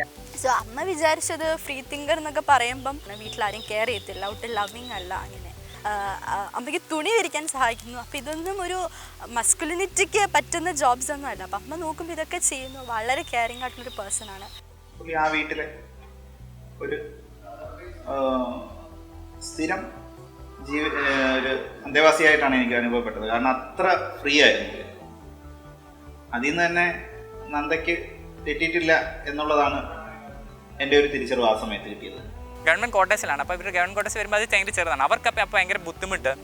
ഇപ്പം ഞാൻ വരുമ്പോൾ അങ്ങ് അവിടെയൊക്കെ ആണെങ്കിൽ അവർക്ക് എനിക്കെന്തോ മോശം തോന്നും. അപ്പം എനിക്ക് അങ്ങനെ ഒരു തിങ്കിങ് പോകുന്ന പോലുമില്ല. പിന്നെ അച്ഛൻ ഒരു ഫ്രീ തിങ്കറൊക്കെ ആയതുകൊണ്ട് അച്ഛൻ എന്നോട് ഇങ്ങനെ സംസാരിച്ചു. അപ്പം അച്ഛന് സംസാരിക്കുന്ന കാര്യങ്ങൾ, അച്ഛൻ പറയുന്ന കാര്യങ്ങളൊക്കെ എനിക്ക് കുറച്ചും കൂടെ മനസ്സിലാക്കാൻ കഴിയും. എന്തെങ്കിലും ഒരു ആവശ്യം വന്നാൽ അത് സഹായിക്കാൻ ഒരാൾ കൂടി കുടുംബത്തിലേക്ക് വരിക എന്നുള്ള ഒരു സന്തോഷമുണ്ട്. റോണി അങ്ങനെ ഏറ്റെടുക്കുന്ന ഒരാൾ കൂടിയായിട്ട് എനിക്ക് തോന്നിയിട്ടില്ല ഇതുവരെയുള്ള അനുഭവം. എൻ്റെ മകനെ പോലെ തന്നെയാണ് എനിക്ക് തോന്നിയിട്ടുള്ളതും. റോണി പോയപ്പോൾ എനിക്ക് വിഷമവും ഉണ്ടായിരുന്നു. റോണി അവിടെ നിന്ന് പോയി കഴിഞ്ഞപ്പോൾ, ഒരു ദിവസത്തേക്ക് വന്നിട്ട് പോയപ്പോൾ. അമ്മമ്മയെ സംബന്ധിച്ച് അമ്മമ്മയ്ക്ക് ഇച്ചിരി പാർഷ്യാലിറ്റി എന്നോടുണ്ട്. ലൈക്ക് കൊണ്ട് എനിക്കെല്ലാം ബെസ്റ്റ് കിട്ടണം എന്നൊക്കെയാണ് അമ്മമ്മയുടെ ആഗ്രഹം. അപ്പം അമ്മമ്മയ്ക്ക് ഞാനൊരു നായരെ കല്യാണം കഴിച്ച കൊള്ളാമെന്നൊക്കെ ഉണ്ട്, ആ ലീനേജ് കൊണ്ടുപോകണമല്ലോ. അപ്പം അങ്ങനത്തെ ഒരു ഇതുണ്ടായിരുന്നു. ബട്ട് ഞാൻ ഉറപ്പിച്ചിരുന്നു എന്ത് കിട്ടിയാലും ഒരു നായരെ കല്യാണം കഴിക്കില്ല എന്ന് ഞാൻ പണ്ട് ഡിസൈഡ് ചെയ്തിരുന്നു. പരസ്പരം അവർ സന്തോഷമായിട്ട് ജീവിക്കണം എന്ന് ഞാൻ നന്ദയോട് പറയും. നിൻ്റെ ദേഷ്യമൊക്കെ മാറ്റണം, നിനക്ക് പെട്ടെന്ന് ആൾ ശുദ്ധയും പാവവുമാണ് നന്ദ. അമ്മുമ്മയുടെ കുറേ ക്യാരക്ടേഴ്സ് റോണിക്കുണ്ട്. ലൈക്ക് ഫിനാൻഷ്യലി മാനേജ് ചെയ്യുന്നതാവട്ടെ, എല്ലാം നീറ്റായിട്ട് പാക്ക് ചെയ്യുന്നതാവട്ടെ. അപ്പോൾ അമ്മുമ്മയ്ക്ക് റോണിയിലുള്ള അങ്ങനത്തെ കുറേ ക്വാളിറ്റീസ് ഇഷ്ടപ്പെട്ടു. അപ്പോൾ എന്നെപ്പോലെ എല്ലാം സ്കാറ്റേർഡ് ആയിട്ടുള്ളൊരു പേഴ്സൺ അല്ല, വളരെ ഓർഗനൈസ്ഡ് ആയിട്ടുള്ളൊരു പേഴ്സണാണ് അമ്മുമ്മയ്ക്ക് ഉണ്ട്. അപ്പോൾ അമ്മുമ്മയ്ക്ക് തോന്നിയ ഇവൾക്ക് സ്യൂട്ടബിൾ റോണിയാണ്. നന്ദു കുറച്ചും കൂടെ എങ്ങാകുമ്പോൾ എല്ലാവരും ഇങ്ങനെ പറയുമ്പോൾ നമ്മൾ സ്വയം വിചാരിക്കും ശരിയാണ്, ഞാൻ എന്തോ കുഴപ്പക്കാരിയാണ്. നന്ദുവിൻ്റെ വേറെ രീതിയിലുള്ള ഒരു കാര്യങ്ങളും എനിക്ക് പ്രോബ്ലമാറ്റിക്കായിട്ട് തോന്നിയിട്ടില്ല. അറ്റ് ദ സെയിം ടൈം ഭയങ്കര ഒരു ജെനുവിനായിട്ട് തിങ്കിങ്ങും നല്ല ഒരു അംബീഷനും എല്ലാം ഉള്ള ഒരു തിങ്കിങ് ആണെങ്കിലും റൈറ്റിംഗ് ആണെങ്കിലും ഇത് നന്നായിട്ട് എഴുതും, ഭയങ്കരമായിട്ട് എക്സ്പ്രസ് ചെയ്യുന്ന ആളാണ്. എൻ്റെ തിങ്കിങ് എന്നെ മനസ്സിലാക്കാനും ആ ഒരു തിങ്കിങ്ങിലാണ് എനിക്ക് സ്ട്രൈക്ക് ചെയ്യുന്ന കാര്യം. നന്ദന മിടിക്കുകയാണെന്നൊക്കെയുള്ള സാമർഥ്യം മറ്റേ കേരളത്തിലേക്ക് പഠിക്കുന്ന കൊച്ചെന്നൊക്കെ പറയും. ഇവിടത്തേക്ക് ചോദിക്കും അത് കഴിഞ്ഞിട്ട് പിന്നെ UGC നെറ്റ് എഴുതാന്നൊക്കെ കുറെ അല്ല ആ രീതിയിലുള്ള ഒരു ഇതുണ്ട്. പിന്നെ പഠിച്ചു കഴിഞ്ഞപ്പോഴത്തേനും അങ്ങനെ വളരെ റീച്ചിങ് ആണ്, വളരെ എല്ലാ തരത്തിലും പഠിക്കുന്ന ഒരു MA പഠിക്കുന്ന ഒരാളെന്ന് പറഞ്ഞോണ്ട് ഇങ്ങനെയല്ല, അതൊന്നും അല്ല. നന്ദ ഒരു എക്സ്ട്രാ ബ്രില്യൻ്റ് ആണ്, അത് സ്വാഭാവികം. കാരണം ഫ്രണ്ട്സാറിൻ്റെ മകൾ എക്സ്ട്രാ ബ്രില്യൻ്റ് ആയിരിക്കും, നമുക്ക് തർക്കങ്ങളൊന്നുമില്ല. സാർ ആ മാതിരി സാഹചര്യങ്ങളാണ് ഒരുക്കി കൊടുത്തത്. കാരണം ഒരു നിയന്ത്രണങ്ങളും മക്കളുടെ മുമ്പിൽ വയ്ക്കാത്തൊരു മനുഷ്യൻ. അങ്ങനെ വളരുന്ന ഒരു സാഹചര്യത്തിൽ അവർ സ്വാഭാവികമായും ബ്രില്യൻ്റ് ആയിത്തീരും. ഞാൻ ടീമിനെ ഫോൺ വിളിച്ച് പറഞ്ഞു വീട്ടിലെല്ലാവർക്കും ഇഷ്ടമായി, നീ ഒന്ന് സംസാരിച്ച് നോക്കുന്നു, എനിക്ക് ഇഷ്ടപ്പെട്ടു എന്ന് പറയണം എന്ന് പറഞ്ഞു. അപ്പോൾ അവളെ എന്നോട് ഓൺ ദ സ്പോട്ട് ചോദിച്ചു, ഞാൻ എന്തിനാ ഇഷ്ടപ്പെട്ടെന്ന് പറയുന്ന കാര്യം, കുട്ടിയുടെ ആളല്ലേ, കുട്ടി നോക്കിയാൽ മതി എന്ന് പറഞ്ഞു. അപ്പം ഞാൻ പറഞ്ഞു അത് അങ്ങനെയല്ല, നീയും ഞങ്ങളുടെ ഫാമിലിയുടെ ഭാഗമാണല്ലോ, അപ്പം നീയുമായിട്ട് നല്ലൊരു റാപ്പോ വേണം, നിനക്ക് ഇഷ്ടപ്പെട്ടോ കെയറിങ് ആണോ എന്നൊക്കെ പറയണം. എൻ്റെ ഇതിൽ കുട്ടിക്ക് അഡ്ജസ്റ്റ് ചെയ്യാൻ പറ്റുന്ന ഒരാളാണ് റോച്ച്. ബിക്കോസ് അവർ തിങ്കിങ് ആയാലും എല്ലാം സെയിം ആണ് ഏകദേശം. വേറൊരു ഇമോഷണലി മാത്രം ആ കുട്ടി ഡിപ്പെൻഡ് ചെയ്ത് ഒരാളെ സെലക്ട് ചെയ്തിരുന്നെങ്കിൽ ഇങ്ങനെ ഇത്രത്തോളം ആവില്ല. ഇത് തിങ്കിങ്ങും സെയിം ആയതുകൊണ്ടാണ് രണ്ടുപേരും ഒത്തു പോകുന്നത്. അപ്പോൾ അതുകൊണ്ട് അവർ ഇപ്പോഴും പൊളിക്കുന്നുണ്ട്, കല്യാണം കഴിഞ്ഞാലും പൊളിക്കും. അച്ഛനും റോണിയും ഫ്രീ തിങ്കേഴ്സാണ്. രണ്ടുപേരും സെൻസിറ്റീവാണ്, ഭയങ്കര ഹ്യൂമെയിനാണ്. രണ്ടുപേർക്കും നമ്മുടെ സോഷ്യൽ റിയാലിറ്റി നല്ലോണം മനസ്സിലാവും. അപ്പോൾ അതൊക്കെ എന്നെ ഇൻഫ്ലുവൻസ് ചെയ്ത പോലെ റോണിയും അതൊക്കെയാണ് എന്നുള്ളത് എനിക്ക് നല്ലൊരു ഗുഡ് ഫീലിംഗ്, ഒരു ഗുഡ് വൈബ് തരുന്ന കാര്യമാണ്. But at the same time Ronnie അച്ഛനേക്കാളും എഹെഡാണ്. അച്ഛൻ ഈ ഫ്രീ തിങ്കറൊക്കെ ആണെന്ന് പറഞ്ഞാലും മെയിൽ ഷോവിനിസ്റ്റാണ്, ഞാനതിപ്പോഴും പറയും. പിന്നെ അച്ഛൻ പറയുന്നത് നമ്മുടെ സൊസൈറ്റി, നീ അമേരിക്കയിലൊന്നുമല്ല ജീവിക്കുന്നത്, നീ കേരളത്തിൽ തന്നെയാണ്, പാലക്കാടാണ് ജീവിക്കുന്നത്. അപ്പോൾ ആ സൊസൈറ്റി അഡ്രസ്സ് ചെയ്യുന്ന രീതിയിൽ നീ കുറച്ചൊക്കെ മാറണം എന്ന് അച്ഛൻ പറയാറുണ്ട്. അതെൻ്റെ ഡ്രസ്സിങ് ആവട്ടെ, എൻ്റെ ആറ്റിറ്റ്യൂഡ് ആവട്ടെ, ലിപ്സ്റ്റിക്ക് വരെ പ്രശ്നമാണ്. പക്ഷേ റോണിയെ സംബന്ധിച്ച് റോൺ പറയുന്നത് നിനക്കെന്താണ് കംഫർട്ടബിൾ, യു ഡു ദാറ്റ്. ഈ പറഞ്ഞ പോലെ സൊസൈറ്റിയും കാര്യങ്ങളൊക്കെ ഉണ്ട്, ബട്ട് നിൻ്റെ കംഫർട്ടബിളിനനുസരിച്ച്, നിൻ്റെ കംഫർട്ടിനനുസരിച്ച് നീ കാര്യങ്ങൾ ചെയ്താൽ മതി എന്ന് പറയുന്നൊരു വ്യക്തിയാണ്. എനിക്ക് ഒരു ലൈഫ് പാർട്ട്ണർ വേണം, ഒരു കമ്പാനിയൻ വേണം, അതെനിക്ക് ഷുവർ ആയിരുന്നു. കാരണം ഞാൻ വളരെ ഇമോഷണലി ഡിപ്പെൻഡൻ്റ് ആയിട്ടുള്ളൊരു പേഴ്സണാണ്. അപ്പോൾ അതുകൊണ്ട് തന്നെ ഒരു കൂട്ട് വേണം. പക്ഷെ അത് ഒരിക്കലും കല്യാണത്തിൽ എൻഡ് ചെയ്യരുത് എന്ന് വിചാരിച്ചൊരു വ്യക്തിയാണ്. അപ്പം I would prefer living together more than a marriage എന്നൊക്കെ തന്നെയായിരുന്നു. പക്ഷേ ഫാമിലി ആയിട്ട് അറ്റ് ദ സെയിം ടൈം ഞാൻ ഭയങ്കര ക്ലോസ് ആണ്. റോച്ചിക്കും ചേച്ചിക്കും ഇപ്പോൾ കല്യാണം എന്ന് പറഞ്ഞൊരു ഡിസിഷൻ ഇപ്പോൾ താല്പര്യം ഉണ്ടായിരുന്നില്ല. ചേച്ചിയൊക്കെ എൻ്റെ അടുത്ത് വിളിച്ച് പറഞ്ഞു, എടി എന്നെ കൊണ്ട് പറ്റില്ല ഇപ്പോൾ കല്യാണം എന്നൊരു അഭിപ്രായമായിരുന്നു. അമ്മയ്ക്ക് ആഗ്രഹം ഉണ്ടെങ്കിൽ, അച്ഛനും ആഗ്രഹം ഉണ്ടെങ്കിൽ ഇപ്പോൾ കഴിക്കുക എന്നായിരുന്നു എൻ്റെ നിലപാട്. അത് എനിക്കറിയാം ആ കുട്ടിയടുത്ത് പറയുന്നത് തെറ്റാണ് എന്ന്. പക്ഷേ എല്ലാവരും ഒന്ന് സന്തോഷമായി ജീവിക്കണം എന്നാണല്ലോ. രജനി സത്യസന്ധമായി പറഞ്ഞ രജനി ആ പോസ്റ്റ് അവൾ ഇട്ടതോടുകൂടി റോണിയുടെ കുടുംബത്തിലും ഇവിടെ എല്ലാവരും ബന്ധുക്കളുടെ ഇടയിലും ഫ്രണ്ട്സിൻ്റെ ഇടയിലൊക്കെ ഇവർ എസ്റ്റാബ്ലിഷ് ചെയ്തു. എന്നാൽ പിന്നെ നിങ്ങളിനി വിവാഹം കഴിച്ചിട്ട് നിങ്ങളുടെ ജീവിതം മുന്നോട്ട് പോയിക്കോട്ടെ എന്നുള്ളൊരു ഒരു ആവശ്യം രജനിയാണ് ഉന്നയിച്ചത്. അവരുടെ പഠന ആവശ്യമായിട്ട് ബന്ധപ്പെട്ട് അവർക്ക് ഒരുമിച്ച് പുറത്തു പോകണമെന്നൊക്കെയുള്ള പരിപാടി ഒക്കെ പറഞ്ഞു, ഡൽഹി പോകാനുള്ള പരിപാടിയൊക്കെ പറഞ്ഞു. അപ്പോഴാണ് രജനി പറഞ്ഞത്, എന്നാൽ പിന്നെ നിങ്ങൾ വിവാഹം കഴിച്ചിട്ട് പൊയ്ക്കോളൂ. അന്ന് കാലത്തുണ്ടാകുന്ന പ്രണയത്തിൻ്റെ ഭാഗമായിട്ട് ഞങ്ങളുടെ വിവാഹം ഒരു 5-6 വർഷം കഴിഞ്ഞിട്ട് നടക്കും. ഒരുപാട് എതിർപ്പുകൾ കുടുംബത്തിൽ നിന്നുണ്ടായിരുന്നു. എൻ്റെ ഫാമിലിയിൽ താരതമ്യേന കുറവായിരുന്നു. രജനിയുടെ വീട്ടിൽ നിന്ന് 2 ജാതി ആയതുകൊണ്ടുള്ള പ്രശ്നങ്ങളുണ്ടായിരുന്നു. പക്ഷേ രജനിയുടെ അച്ഛനും അമ്മയും ഒഴികെ വേറെ ആരും അന്ന് വിവാഹത്തിന് പങ്കെടുത്തിരുന്നു. എനിക്ക് പ്രേമിനോടുള്ള ആ സ്നേഹമാണ് എന്നെ അതിനോടൊപ്പം നിൽക്കാൻ. പ്രേം വന്നിട്ടുള്ളപ്പോഴും അല്ലാതെയും പ്രേം അമ്മ എന്ന് പറഞ്ഞ് എനിക്കൊരു മകനോടുള്ള ഒരു പാശം പ്രേമിനോടുണ്ട്. അത് കാരണം ഈ വിവാഹത്തിന് എനിക്ക് എൻ്റെ ആൾക്കാരെല്ലാം എതിർത്തപ്പോഴും എൻ്റെ സഹോദരന്മാരുൾപ്പെടെ ബന്ധുക്കളെല്ലാവരും എതിർപ്പായിരുന്നു. ആരും ഈ കല്യാണത്തിൽ സഹകരിച്ചിരുന്നില്ല. പക്ഷേ ഞാനും രജനിയുടെ അച്ഛനും അവരോടൊപ്പം തന്നെ ഉണ്ടായിരുന്നു. അന്നും ഇന്നും മരുമകനായിട്ട് ഇന്ന് വരെ ഞാൻ എൻ്റെ മോനെ കണ്ടിട്ടേ ഇല്ല. പക്ഷേ എൻ്റെ ആൾക്കാരെല്ലാം പലപ്പോഴും എന്നെ ആക്ഷേപിക്കുന്നത് ഞാൻ കേട്ടിട്ടുണ്ട്. ആ അർത്ഥത്തിൽ രജനിക്ക് ഒരു ഒറ്റപ്പെടലുണ്ടായി. കുടുംബത്തിൽ എല്ലാ ബന്ധങ്ങളും ഒരു ദിവസം അറ്റുപോകുന്നത് പോലെ. അച്ഛനും അമ്മയും ഞങ്ങൾക്ക് പൂർണ്ണമായ പിന്തുണ തന്ന് ഞങ്ങളുടെ കൂടെ തന്നെ ആയിരുന്നു. പക്ഷേ മുറിച്ചു മാറ്റപ്പെട്ടതുപോലെ കുടുംബത്തിൽ നിന്ന് രജനിയുടെ പൂർണ്ണമായിട്ട് ഞാൻ നേരിട്ട അനുഭവങ്ങൾ ഭയങ്കര ഭീകരമായിരുന്നു. അത്രത്തോളം ഇനി വേണ്ടല്ലോ എന്ന് കരുതിയിട്ട് ഞാനൊരു സേഫ് സോണിൽ നിൽക്കുന്നു എന്നുള്ളതേ ഉള്ളൂ. പക്ഷെ അത് പെട്ടെന്ന് തന്നെ പൊട്ടിച്ച് അറിയാനും എനിക്ക് പറ്റും. ഞാൻ വളർന്നു വന്ന സാഹചര്യത്തിൽ നിന്ന്, ഞാൻ വളർന്നു വന്ന ബാക്ക്ഗ്രൗണ്ടിൽ നിന്ന് എല്ലാം മാരേജ് എന്നുള്ളതും ഇമ്പോർട്ടൻ്റ് ആണെന്ന് പറഞ്ഞാൽ ഫാമിലിയുടെ ഇമ്പോർട്ടൻസ് ഉണ്ട്, അവർക്കും ഈക്വൽ ഇമ്പോർട്ടൻസ് കൊടുക്കുന്ന ആൾ തന്നെ. ആ ഒരു രീതിയിൽ മാരേജ് എന്നുള്ള സോഷ്യൽ ഇൻസ്റ്റിറ്റ്യൂഷൻ ആണെങ്കിലും അതിൻ്റെ ഒരു റെലവൻസ് ഉണ്ടെന്ന് തന്നെ കരുതുന്ന ആളാണ്. മാരേജിനെ ഭയങ്കര ഒരു വലിയ കാര്യമായിട്ട് കരുതുന്ന ആൾക്കാരല്ല. അറ്റ് ദ സെയിം ടൈം അതിന് റെലവൻസ് ഉണ്ട്. കാരണം ഒരു സോഷ്യൽ സാങ്ഷൻ അവിടെ വരുന്നുണ്ട്. എനി പേഴ്സൺസ് ലൈഫിലെ ബിഗ്ഗസ്റ്റ് ഡിസിഷൻ ആണെന്ന് വിചാരിക്കുന്ന ആളാണ് ഞാൻ. അത് ട്രൂ ആണ്. എനിക്ക് കല്യാണം അപ്പോഴും ഇപ്പോഴും അങ്ങനെ ഉൾക്കൊള്ളാൻ പറ്റുന്ന കാര്യമൊന്നുമല്ല. But at the same time Roni എന്ന് പറയുന്ന ഒരു വ്യക്തിയെ ഞാൻ കല്യാണം കഴിക്കുന്നുണ്ട്. എൻ്റെ ഫ്രീഡമോ എൻ്റെ ഐഡൻറ്റിറ്റിയോ ഒന്നും മാറാനോ ഒന്നും പോകും. ഇവർ രണ്ടുപേരും മ്യൂച്വലി ഡിപ്പെൻഡൻ്റ് ആണ്. ചില കാര്യങ്ങൾക്ക് റോണി എന്നെ ഡിപ്പെൻഡ് ചെയ്യും, ചില കാര്യങ്ങൾക്ക് ഞാൻ റോണി ഡിപ്പെൻഡ് ചെയ്യും. സോ അവിടെ ഒരു പവർ പൊസിഷൻ ഒരിക്കലും ഒരു ഇംബാലൻസോ അൺഈക്വലോ ആവുന്നില്ല. കല്യാണത്തിന് ശേഷം സിമ്പിൾസ് ഒന്നും, എക്സ്പ്ലിസിറ്റ് മാരീഡ് സിമ്പിൾസ് ഒന്നും ഞാൻ ഇടുന്നില്ല. മാലയോ സിന്ദൂരോ അങ്ങനത്തെ സംഭവമൊന്നുമില്ല. I want to stay child free as of now, എൻ്റെ തോട്ട്സ് പ്രകാരം. സോ ഇതൊക്കെ ഞാൻ റോണിയോട് പറയുകയും റോണി എനിക്ക് വേണ്ടി ഒന്നും മാറുകയല്ല. ബട്ട് റോണി ഇതൊക്കെ ആക്സെപ്റ്റ് ചെയ്യാൻ പറ്റുന്ന ഒരാളാണ്. റോണി അങ്ങനെയാണ്, ഞാൻ ഇങ്ങനെയാണ്. അപ്പം അതൊക്കെ ഉൾക്കൊണ്ട് എന്നെ ഇഷ്ടപ്പെട്ടൊരു വ്യക്തിയാണ്. അപ്പം അതുകൊണ്ട് റോണിയെ കല്യാണം കഴിക്കുന്നതുകൊണ്ട് ഇപ്പം അപകടമൊന്നും തോന്നുന്നില്ല. എനിക്കറിയില്ല ഇനി എന്താവുമെന്ന്. അതിലപ്പോൾ എനിക്കൊരു ക്ലാരിറ്റി ഉണ്ട്. ഞാൻ ആരെ കല്യാണം കഴിക്കും, എനിക്ക് ആരുടെ കൂടെ ഒത്തുപോകാം. പ്രോബ്ലംസ് വരുന്നത് നമ്മൾ ലൈഫ് ജീവിക്കുമ്പോൾ എന്താണ് പ്രോബ്ലംസ് വരും, അത് പ്രോബ്ലംസ് ഫേസ് ചെയ്യാനുള്ളതാണ്. അത് ഹെഡ് ഓൺ ആയിട്ട് ഫേസ് ചെയ്യുക എന്നുള്ളതാണ് ലൈഫ്. അറേഞ്ച് മാരേജിന് ഒരു കാസ്റ്റിൻ്റെ ഒരു കണ്ടിന്യൂറ്റി ആയിട്ട് തന്നെ കാണുന്ന ഒരാളാണ്. അപ്പം ഞാൻ വീട്ടിൽ പറഞ്ഞിട്ടുണ്ട് എനിക്ക് രജിസ്റ്റർ മാരേജ് ചെയ്യണമെന്നും ഞാൻ പള്ളി കെട്ടില്ല. അവർക്ക് അക്സെപ്റ്റ് ചെയ്യാൻ കുറച്ച് ബുദ്ധിമുട്ടുണ്ടെങ്കിലും അവരോട് 2-3 വർഷം മുന്നേ ഞാൻ പറഞ്ഞിട്ടുള്ള കാര്യമാണ്. മാരേജ് എന്നുള്ള സോഷ്യൽ ഇൻസ്റ്റിറ്റ്യൂഷനായിട്ട് ഞങ്ങൾ രണ്ടുപേരും കാണുന്നത്. അതുകൊണ്ട് തന്നെ ഞങ്ങൾ ഒരുമിച്ച് ജീവിച്ചാലും പെട്ടെന്ന് ഒരു ദിവസം പെട്ടെന്ന് പിരിഞ്ഞ് ടാറ്റ ബൈ ബൈ പറയുന്ന അങ്ങനൊരു ഇതല്ല. നന്ദു ഭയങ്കര ക്ലോസ് ആണ് ഫാമിലിയായിട്ട്. ഒരു ദിവസം ഒരു 3-4 പ്രാവശ്യമൊക്കെ വീട്ടിൽ വിളിക്കുന്ന ആളാണ്. ഞാൻ അത്രയും വീട്ടിൽ വിളിക്കില്ലെങ്കിലും ഞാൻ ക്ലോസ് ആണ്. ഇപ്പം ഞാൻ എൻ്റെ തിങ്കിങ്ങിൽ അവരായിട്ടില്ല, എൻ്റെ പേരൻസ് ആയിട്ടില്ലെങ്കിലും അവർക്കൊക്കെ ഒരു ബുദ്ധിമുട്ടാണ്. ഞങ്ങൾ ഇങ്ങനെയൊക്കെ പറയുമ്പോൾ ഇല്ല കല്യാണം കഴിക്കുന്നില്ല, അപ്പോൾ എന്തോ ടാറ്റ ബൈ ബൈ പറഞ്ഞ് പോകും എന്നുള്ള അവർക്കൊരു പേടിയുണ്ട്. മാരേജ് എന്നുള്ള ഇൻസ്റ്റിറ്റ്യൂഷൻ എനിക്കൊരു പേടിയോ അല്ലെങ്കിൽ എനിക്കൊരു അങ്ങനെ ഒരു വെറുപ്പോ അങ്ങനെയൊന്നും ഇല്ല. ഈ സൊസൈറ്റിക്കെല്ലാം എതിരായിട്ട് റിബലായിട്ട് ജീവിച്ച് കാണിക്കുക അങ്ങനെ വലിയ തെളിവ് ഞങ്ങളുടെ ജീവിതം കൊണ്ട് തെളിവ് ചെയ്യണമെന്നോ അങ്ങനെയൊന്നുള്ള കൺസെപ്റ്റ് ഒട്ടും ഇല്ലതാണ്. എല്ലാവരും ഒരുമിച്ച് എല്ലാവർക്കും ഹാപ്പി ആയിട്ട് ഒരു മാരേജിലേക്ക് എല്ലാവരും അപ്പം പേരൻസ് വരുന്നുണ്ട്, റിലേറ്റീവ്സ് വരുന്നുണ്ട്, ഇവരെല്ലാവരും ഒത്തുചേർന്നാണ് ഈ മാരേജിലേക്ക് വരുന്നത്. ആദ്യം പെട്ടെന്ന് ഇങ്ങനെ ഒരു ഭയങ്കരമായിട്ടൊരു ബുദ്ധിമുട്ട് തോന്നുന്നു. എല്ലാവരും ഇങ്ങനെ പ്രതീക്ഷയോടെ നോക്കിയിരിക്കുക.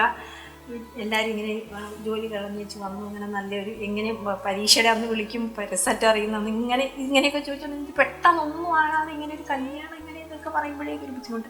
പക്ഷെ അത് കഴിഞ്ഞ് ചിന്തിച്ച് കഴിഞ്ഞപ്പോഴേക്കും എന്തിനങ്ങനെ ആലോചിക്കുന്നത്? ഇപ്പം ബാക്കിയുള്ളവരോട് പറയുമ്പോഴാണ് അവരും ഇങ്ങനെ നമ്മളെങ്ങനെയാണ് ഇത് പ്രതികരിക്കുന്നതെന്ന് അറിയാൻ വേണ്ടി നോക്കിയിരിക്കുന്നവരാണ്. അപ്പം എനിക്കിങ്ങനെ മനസ്സിൽ ദൈവം ഇങ്ങനെ പ്രാർത്ഥന കൊണ്ട് എനിക്ക് തോന്നിയതാണ് കേട്ടോ, കിട്ടിയതാണ്. ജോണിയുടെ കല്യാണം, അതുകൊണ്ട് കല്യാണമാണ് അതൊന്നൊരു വിഷമം എന്നാലും ഉണ്ടാവില്ല, അത് ഉണ്ടായില്ലെന്ന് പറയുന്നില്ല. പക്ഷെ അത് ഓവർകം ചെയ്തു പെട്ടെന്ന് തന്നെ.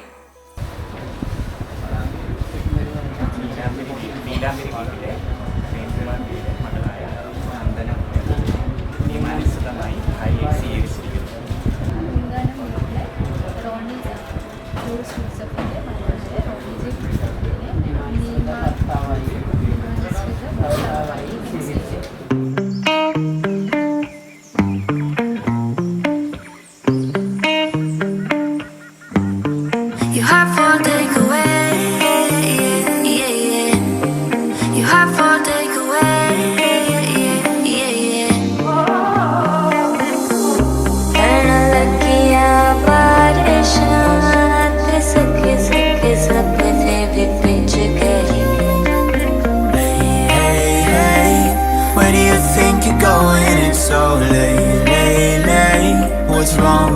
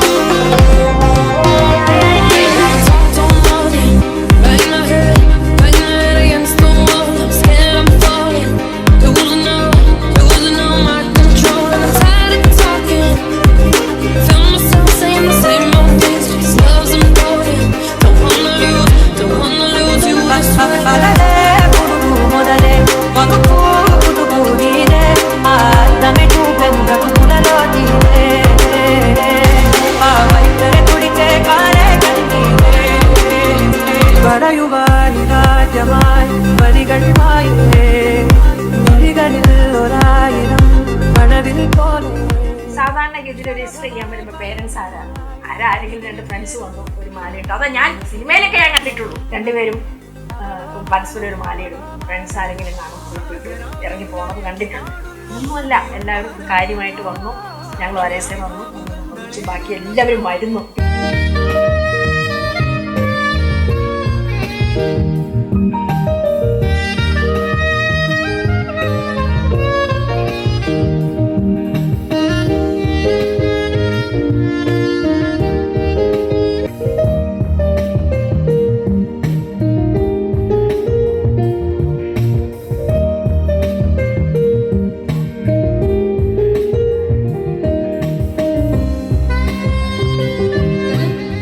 The story happily ever after started from there, and I'm sure it will continue. Cake മുറിക്കാം. കേക്ക് മുറിച്ചിട്ട് കുറച്ച് അങ്ങോട്ടും ഇങ്ങോട്ടും ഗിഫ്റ്റും കാര്യങ്ങളൊക്കെ കൊടുക്കാനുണ്ടെന്ന് അറിയാം. പക്ഷെ ആദ്യം നമുക്ക് മധുരം പങ്കുവയ്ക്കാം. In 3, 2, 1, congratulations.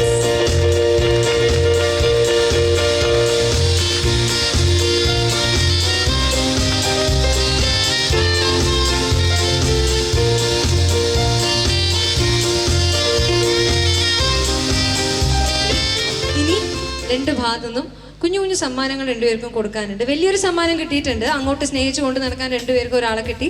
അത് കൂടാതെ as a mark of this day we have a little something for Roni and Nandu. രണ്ടുപേരും അങ്ങോട്ടും ഇങ്ങോട്ടും വി ഹാവ് എ കുട്ടി gift to share.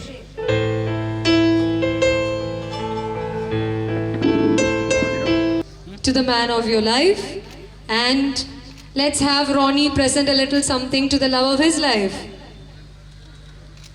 May you make a wonderful couple. Idupole kore nalla moments let the universe gift you as well. That's the wish. Nandu had a smile when I asked it. So I want to know who among the two of you is a little less punctual. Punctuality not bad. ഷോപ്പിങ്ങിന് വിട്ട് കഴിഞ്ഞാൽ shoe ഇനി ഇപ്പോഴൊന്നും തിരിച്ചു വരില്ലല്ലോ എന്ന് പറയേണ്ട ഒരു ആവശ്യം വരുന്നത് ആരെക്കുറിച്ചായിരിക്കും? That is she is not punctual. She has a lot of shopping to do. Who among the two of you is more adventurous? Risk ഒക്കെ എടുക്കാൻ സാധ്യത കൂടുതലുള്ളതാരാ? That's him. So okay, next question. ഒരു ഇമാജിനറി സിറ്റുവേഷൻ ആണ്, മുറിയിൽ mobile ഫോൺസും കാര്യങ്ങളൊന്നുമില്ല, ഒരു television മാത്രമേ ഉള്ളൂ. ആരുടെ കയ്യിലായിരിക്കും റിമോട്ട് ഉണ്ടാവുക? Who will have the control over the remote control among the two of you? Okay, I have an answer from Nandu. What is your answer, Ronnie? ഇത്ര ചിന്തിക്കുന്ന ആൾ റിമോട്ട് കൊടുക്കാനൊന്നും പോകുന്നില്ല. ഇത്ര നേരം ഇപ്പം തന്നെ ചിന്തിക്കുന്നുണ്ട്. ഓക്കെ, ഇത്രയൊക്കെ ആലോചിച്ചു, എന്നിട്ട് കൊടുക്കണമെങ്കിൽ കൊടുക്കാം. ശരി. Nandu decided I am not going to give. It's going to be with me. All right, final question. ആരായിരിക്കും ഒരു കുഞ്ഞു കാര്യം പറഞ്ഞ് നിങ്ങൾ പിണങ്ങി നിൽക്കുകയാണെങ്കിൽ ഏറ്റവും ആദ്യം വന്ന് ആ പോട്ടെ സോറി ക്ഷമിക്കുക എന്ന് പറയുന്നത്? Who will take the first step to come and say sorry? Oh, she's waving it as hard as possible. She's protesting. She has already told you. Actually, I wanted to first of all thank everyone out here. Ronnie, Daddy, Amma, Ronnie relatives, ellarum they have come all the way from Pala. So I think I should thank them first for being here and being actively participating here. Achchന്റെ side in the relatives ellarum Trivandrathu ninnu vannu. So I should thank them all. Then I shouldn't forget thanking his friends. Whole GST department ഇവിടെ 1 week back മുതൽ ഇവിടെ എല്ലാത്തിനും ആക്റ്റീവായിട്ട് ഉണ്ടായിട്ടുണ്ട്. Thanking dum. കുമാരിയും Shobhana ആൻറ്റിയും വന്നു. I should thank them all. Free thinkers forum വഴിയാണ് ഞങ്ങൾ പരിചയപ്പെടുന്നത്. ഫ്രീ തിങ്കേഴ്സ് ഫോറത്തിൽ രണ്ടുപേരുടെയും ഐഡിയാസ് സെയിമാണെന്ന് മനസ്സിലാക്കി പരിചയപ്പെട്ടു. And when we met we came to know that ഞങ്ങൾക്ക് ഒരുമിച്ചിരിക്കാൻ പറ്റും, ഒരുമിച്ചൊരു ജീവിതം തുടരാൻ പറ്റും. കാരണം രണ്ടുപേരുടെയും ചിന്തകൾ ഒരേപോലെയാണ്. ആർക്കും രണ്ടുപേർക്കും ഉള്ള ഇൻഡിവിജ്വൽ സ്പേസ് രണ്ടുപേരും അങ്ങോട്ടും ഇങ്ങോട്ടും കൊടുക്കുന്ന മനസ്സിലായി. That's how we came together. Thank you. ഞാനും ആദ്യമേ പാലായിൽ നിന്ന് ഇവിടം വരെ വന്ന എൻ്റെ സൈഡിൽ നിന്നുള്ള വന്ന എല്ലാവരെയും പലയിടത്തുനിന്ന് വന്നവരുണ്ട്. അവരെ എല്ലാവർക്കും നന്ദി പറയുന്നു ആദ്യമായിട്ട്. പിന്നെ നന്ദുവിൻ്റെ സൈഡിൽ നിന്നാണെങ്കിൽ ട്രിവാൻഡ്രത്തു നിന്ന് അവർ ഇന്നലെ മിനിഞ്ഞാന്നൊക്കെ തന്നെ എത്തി. എല്ലാവരും ഇവിടെ തന്നെ ഉണ്ടായിരുന്നു. എൻ്റെ കൂടെ അങ്ങനെ എല്ലാവർക്കും ഒന്നും ജീവിക്കാൻ പറ്റില്ല, അതുപോലെ നന്ദുവിൻ്റെ കൂടെ എല്ലാവർക്കും ജീവിക്കാൻ പറ്റുമെന്ന് തോന്നുന്ന ഒരാളല്ല.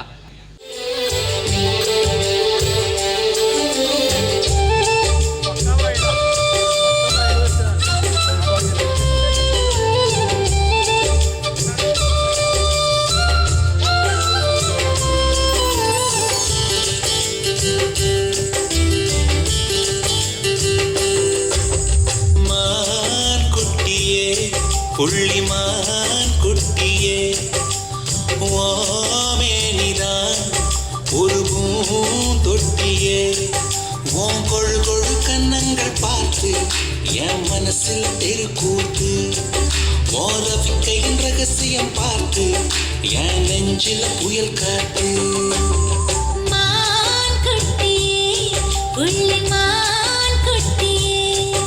അവർ രണ്ടുപേരും ഡാൻസ് കളിക്കുന്ന രംഗത്തിനാണ് ഞാൻ സാക്ഷ്യം വഹിക്കുന്നത്.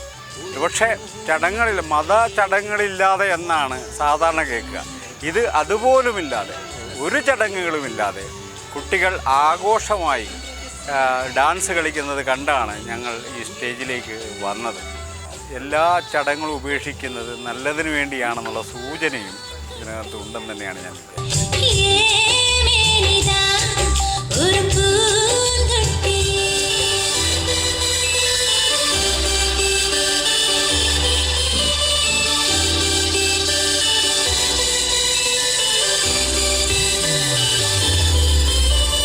ചേമന്തി മണിച്ചേലും കൊണ്ട് മോഹിപ്പിക്കും പെണ്ണാണ് മണിവാലത്താരം പെണ്ണിൻ മയിലമെന്നാണ് താരം നിന്നെ കണ്ടാൽ അമ്പും വില്ലും വച്ചേനെ കതിരോനെ കണ്ണഞ്ചിക്കാൻ പോരും മച്ചാനെ നെഞ്ചോരം ചോരുണ്ട് ചുണ്ടോരം ശീലുണ്ട് കണ്ടാലും കൂടുമ്പം കൊണ്ടാടണ്ടേ കൊണ്ടാട്ടച്ചേലാക്കാൻ നല്ല തക്കാറുണ്ട് കരനീളെ പന്തൽ കെട്ടി തപ്പും മുട്ടിച്ചെന്റെ കുട്ടി കാത്തിരിക്കും നേരം വന്നെ ചില്ലം ചില്ലാല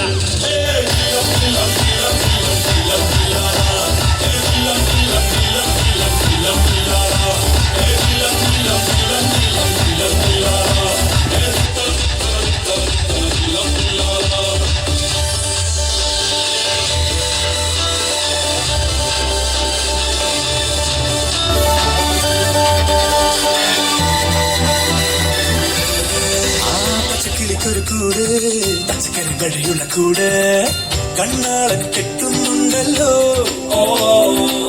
അത് നിന്നെ പൂട്ടാനാണല്ലോ തുടക്കം മാംഗല്യം തന്തുനാനേന പിന്നെ ജീവിതം തുന്തനാനേന തുടക്കം മാംഗല്യം തന്തുനാനേന പിന്നെ ജീവിതം തുന്തനാനേന തുടക്കം മാംഗല്യം തന്തുനാനേന പിന്നെ ജീവിതം തുന്തനാനേന. സണ്ണി സാർ അച്ഛൻ്റെ ക്ലോസ് ഫ്രണ്ടാണ്. സാറ് വളരെ സിമ്പിൾ ആൻഡ് ലൂസിഡായിട്ട് സാധാരണക്കാർക്ക് എങ്ങനെ മനസ്സിലാവും ആ രീതിയിൽ സാർ ഒത്തിരി പറയാറുണ്ട്. സോ അതെന്നെ ഒത്തിരി ഇൻഫ്ലുവൻസ് ചെയ്തിട്ടുണ്ട്. മുംബൈയിലുള്ള ലൈഫ് ശരിക്കും എൻജോയ് ചെയ്യാനൊക്കെ ഒരു കാരണം തന്നെ ലക്ഷ്മിയാണ്. കാരണം ഞങ്ങൾ ഒരുമിച്ച് മൂവീസിന് പോകും, ഷോപ്പിങ്ങിന് പോകും. I must say he is like the coolest, geekiest friend of mine. So whatever it is, I just give him a text and I'll instantly get the reply from him. And I always say the girl you're going to marry is be the luckiest in the world. But little I know about Nandu, I must say he is also the luckiest one. അച്ഛൻ കഴിഞ്ഞാൽ ഇക്കുമായി എന്നുള്ളൊരു friendship ഉണ്ട്. ഞങ്ങൾ തമ്മിൽ ഒത്തിരി age gap ഉണ്ട്. അച്ഛൻ്റെയും അമ്മയുടെയും ഫ്രണ്ടാണ് ഇക്കുമായി. തമ്മിൽ നല്ലൊരു അണ്ടർസ്റ്റാൻഡിങ് അവരുള്ളതായിട്ട് തോന്നിയിട്ടുണ്ട്. അവർ എന്ത് പ്രതിസന്ധികളുണ്ടെങ്കിലും അവർ ജീവിതം സുഗമമായി മുന്നോട്ട് പോകുന്നു. ഞാൻ ഏറ്റവും കേട്ട് വളർന്നിരിക്കുന്ന ഒരു പ്രോബ്ലമാറ്റിക് ചൈൽഡാണ്. ഈ സൊസൈറ്റിയിൽ ജീവിക്കാൻ പറ്റുന്ന ആളല്ല, കുറച്ചുകൂടെ ടേംഡ് ആവണം എന്നുള്ളത്. പക്ഷേ ഇക്കുമായി പറയുന്നത് എങ്ങനെയാണോ അങ്ങനെ തന്നെ ഇരുന്നു. ആക്ച്വലി ബാക്കിയുള്ളവർക്കാണ് പ്രശ്നം, എനിക്ക് അത്രയ്ക്ക് കുഴപ്പമൊന്നും ഇല്ല എന്ന് പറഞ്ഞ് എന്നെ മോട്ടിവേറ്റ് ചെയ്യുന്നൊരു വ്യക്തിയാണ് ഇക്കുമായി. അത് എൻ്റെ അമ്മയ്ക്ക് അറിയുന്നതിനേക്കാളും കൂടുതൽ കാര്യങ്ങൾ എന്നെക്കുറിച്ച് അറിയാം. എന്നെക്കുറിച്ച് അറിയാത്തതായിട്ട് ഇക്കുമായിക്ക് ഒന്നുമില്ല. എല്ലാം എൻ്റെ ലൈഫിലെ ഏറ്റവും ഇമ്പോർട്ടൻറ്റ് ഡിസിഷൻസ് പോലും ഞാൻ ഷെയർ ചെയ്യുകയും ഒരു ഹെൽത്തി ക്രിറ്റിസിസം ആവട്ടെ, ഒരു ക്രിട്ടിക്കൽ ഫീഡ്ബാക്ക് ആവട്ടെ, എല്ലാം എനിക്ക് തരുന്നത് ഇക്കുമായിയാണ്. ടേം വെച്ച് പറയുകയാണെങ്കിൽ ഇത് വളരെ റീസെൻ്റ് ആയിട്ടുള്ളൊരു ഫ്രണ്ട്ഷിപ്പാണ്. പക്ഷേ അതിൻ്റെ ഒരു ഡെപ്ത് വെച്ച് പറയുകയാണെങ്കിൽ I would say I'm lucky to have a friend like Roni. ഞാൻ സ്കൂളിൽ ഒരു സ്പീച്ച് പറഞ്ഞിട്ടുണ്ടായിരുന്നു. അപ്പോൾ അത് കഴിഞ്ഞ് ഞാൻ വളരെ ഇൻട്രോവേർട്ടാണ്. അപ്പോൾ ഞാനത് കഴിഞ്ഞ് ക്ലാസ്സിൽ വന്ന് ഇങ്ങനെ ഒറ്റയ്ക്കിരിക്കുന്ന സമയത്ത് ഇങ്ങോട്ട് വന്ന് വളരെ നന്നായിട്ടുണ്ടായിരുന്നു, ഈ കാര്യങ്ങളൊന്നും ഇതിനു മുന്നേ വേറെ ആരും സംസാരിച്ച് കേട്ടിട്ടില്ല എന്ന് പറഞ്ഞ ഒരേ ഒരാൾ റോണിയാണ്. അപ്പോൾ അന്ന് മുതൽ ഞാൻ റോണി മനസ്സിലുണ്ട്.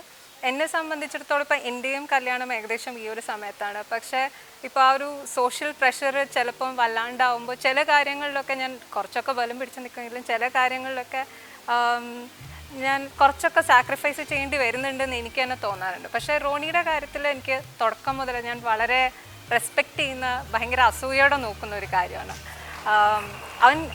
അവൻ എന്ത് വേണമെന്നുള്ളതിന് അവൻ വളരെ ക്ലിയറാണ്.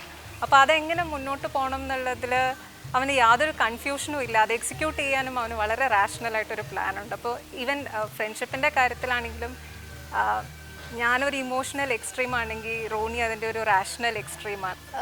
അച്ഛനും ഞാനുമായിട്ട് ഇപ്പോൾ ഒരു റിലേഷൻഷിപ്പായിരുന്നു അച്ഛനും അപ്പച്ചിയായിട്ട് അവരുടെ ചൈൽഡ്ഹുഡിലുണ്ടായിട്ടുള്ളത്. അപ്പം അപ്പച്ചിക്ക് അച്ഛനോട് ഭയങ്കര ഒരു അച്ഛനാണ് അപ്പച്ചിയുടെ റോൾ മോഡൽ. അപ്പം അതുകൊണ്ട് തന്നെയും അച്ഛൻ്റെ മോളായത് കാരണം എന്നോടും ആ ഒരു സ്നേഹവും കെയറിങ്ങും ഒക്കെ പണ്ട് മുതലേ ഉണ്ടായിരുന്നു.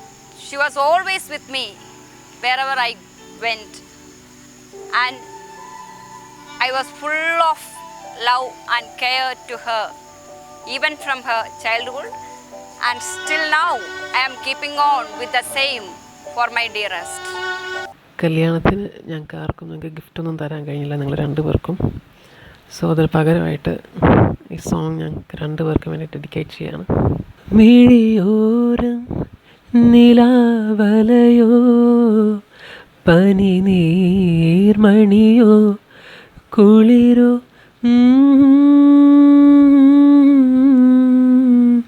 പറയൂ നീ ഇളം പൂവേ.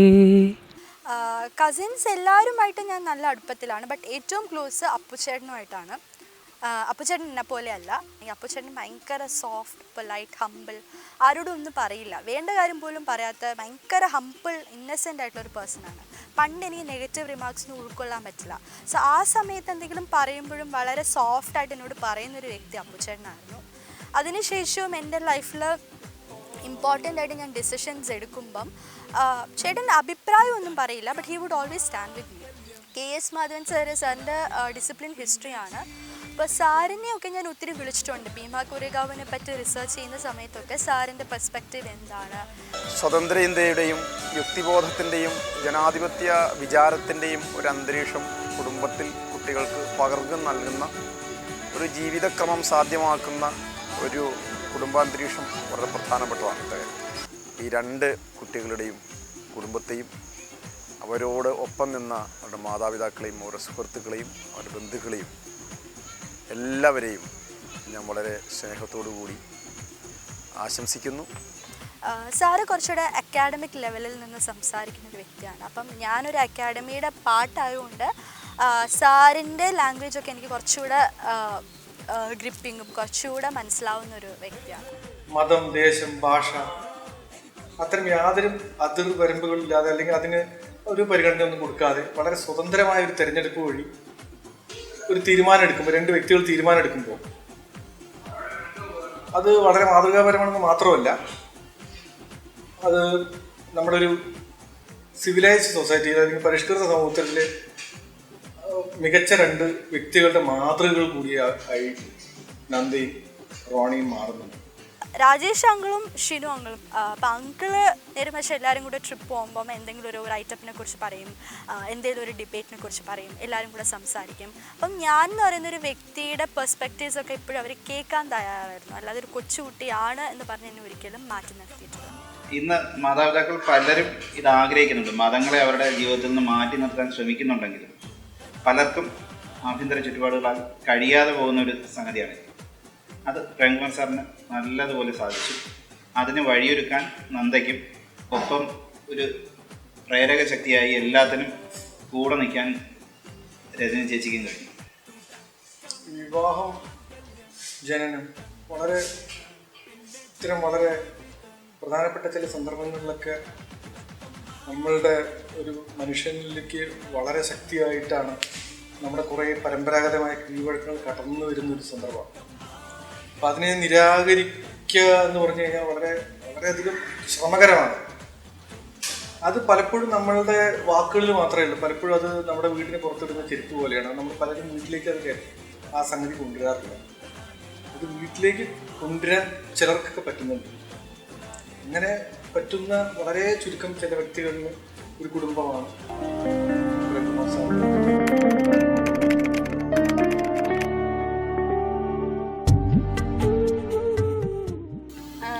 റോണിയോട് ആദ്യം പറഞ്ഞൊരു കാര്യം, എനിക്ക് my professional life is more important than my personal life. അപ്പം ഞാൻ റോണിയോട് ആദ്യം പറഞ്ഞത് എനിക്ക് പഠിക്കണം, അതേപോലെ you can't expect me to cook. Cooking ഇപ്പോൾ രണ്ടുപേർക്ക് അറിയത്തില്ലേ പോലും ഇന്നത്തെ കാലത്ത് നമുക്കൊരു കുക്കിനെ വെക്കാം. അതും വെച്ചും നമുക്ക് ആ ഒരു വില്ലിങ്നെസ്സിലാണ് ഉള്ളതുകൊണ്ട് അതും പഠിക്കാമെന്ന് എനിക്കൊരു വിശ്വാസമുണ്ട്. ഞാൻ ഏണിങ് ആകുമ്പോൾ മാത്രമാണ് നമ്മുടെ സൊസൈറ്റി കല്യാണം എന്നുള്ള ഒരു കൺസെപ്റ്റുമായിട്ട് ഓക്കെ പറയുള്ളൂ. അതിപ്പോൾ ഇവന് എനിക്കിപ്പോൾ എന്താണ് വരുമാനം എന്നുള്ള രീതിയിൽ ജോലി, അത് ഒരു ജോലി ഉണ്ടായിരിക്കണമെന്നുള്ളത് എനിക്ക് ചിലപ്പോൾ എൻ്റെ മകളോടുള്ള ഒരു കൺസിഡറേഷൻ്റെ ഭാഗമായിട്ട് എനിക്ക് തോന്നാം. അത്രേ അല്ല, അതിനപ്പുറമൊന്നും എനിക്ക് വലിയ ഉത്കണ്ഠകളോ. പക്ഷെ സാമ്പത്തികമോ മറ്റു കാര്യങ്ങളോ ഒന്നും എന്നെ അലട്ടിയിരുന്ന വിഷയങ്ങളല്ല. റോണിയുടെ കേസിൽ റോണിക്ക് ജോലിയുള്ള ആളാണെന്ന് തന്നെയാണ് നമ്മുടെ ധാരണ. കാരണം റോണി ഹീസ് ആൻ എഞ്ചിനീയർ തന്നെയല്ല, പുള്ളി എഡ്യൂക്കേഷണലി ഹൈ പ്രൊഫൈലുള്ള ഒരു കക്ഷിയാണ്. അപ്പോൾ അതുകൊണ്ട് തന്നെ ഒരു ജോലി സാധ്യത പുള്ളിയെ സംബന്ധിച്ചൊരു വിഷയമല്ല.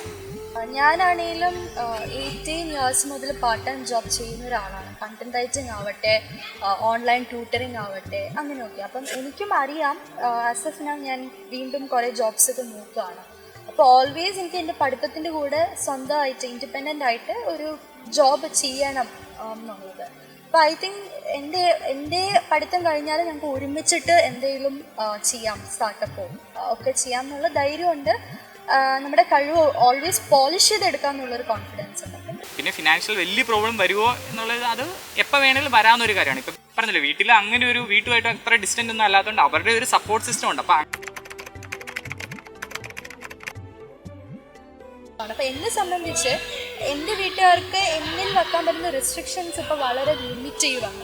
ലിമിറ്റ് ചെയ്യാന്ന് പറയുന്നത് now I am answerable to him എന്നുള്ളതാണ് അവരുടെ കാഴ്ചപ്പാട്. അപ്പം എൻ്റെ കാര്യത്തിൽ എനിക്ക് കുറച്ചുകൂടെ സ്വാതന്ത്ര്യം വരികയാണ് ആ രീതിയിൽ. അപ്പം ഐ തിങ്ക് എൻ്റെ സ്പേസ് കുറച്ചുകൂടെ വലുതാവുകയാണ്. എനിക്കിപ്പോൾ മോർ സ്പേസ് ഉണ്ട്. ഇപ്പോൾ ഒരാളും കൂടെ ഉണ്ട്. അതിന് എൻ്റെ സെയിം തിങ്കിങ് ആയത് കാരണം ഞാൻ പ്രിവിലേജ്ഡ് ആവുകയാണ് കൂടുതൽ. അതുകൊണ്ട് തന്നെ എനിക്ക് ബാക്കിയുള്ളവരെന്ത് വിചാരിക്കും, അത് മീറ്റ് ചെയ്യേണ്ടതെന്നുള്ള ആ ഒരു പ്രശ്നം കുറയുകയായിട്ടാണ് എനിക്ക് പേഴ്സണലി ഫീൽ ചെയ്യുന്നത്. അതുപോലെ തന്നെ എന്നോടാണെങ്കിലും എൻ്റെ റിലേറ്റീവ്സ് ചോദിച്ചിട്ടുണ്ട്, ഒരാൾ ക്രിസ്ത്യനും ഒരാൾ ഹിന്ദു ആകുമ്പോൾ പിള്ളേരുണ്ടാകുമ്പോൾ ഏത് റിലീജിയനിൽ വളർത്തുന്നത്. ഞാൻ പറഞ്ഞത് ഞങ്ങൾ രണ്ടുപേരും ക്രിസ്ത്യനും ഹിന്ദു ആണെന്നുള്ളത് ബർത്ത് വഴിയാണ്. ഞങ്ങൾ രണ്ടുപേരും റിലീജിയനിൽ വിശ്വസിക്കുന്ന ആൾക്കാരല്ല, അങ്ങനെ അമ്പലത്തിലും പള്ളിയിലൊന്നും പോകുന്ന ആൾക്കാരല്ല. പിന്നെ ഇവളുടെ സ്വഭാവ രീതി അനുസരിച്ച് ഇവൾ ആരും പറഞ്ഞാലൊന്നും കേൾക്കില്ല, അവളുടെ സ്വന്തം ഇഷ്ടത്തിനേ അവൾ നിൽക്കുകയുള്ളൂ എന്നും എനിക്കറിയാം. പക്ഷേ റോണിയെ കണ്ടതിന് ശേഷം രണ്ടുപേർക്കും ഒത്തുപോകാൻ പോകും എന്നുള്ള ഒരു സമാധാനവും ഒരു സന്തോഷവും ഉണ്ടായിരുന്നു.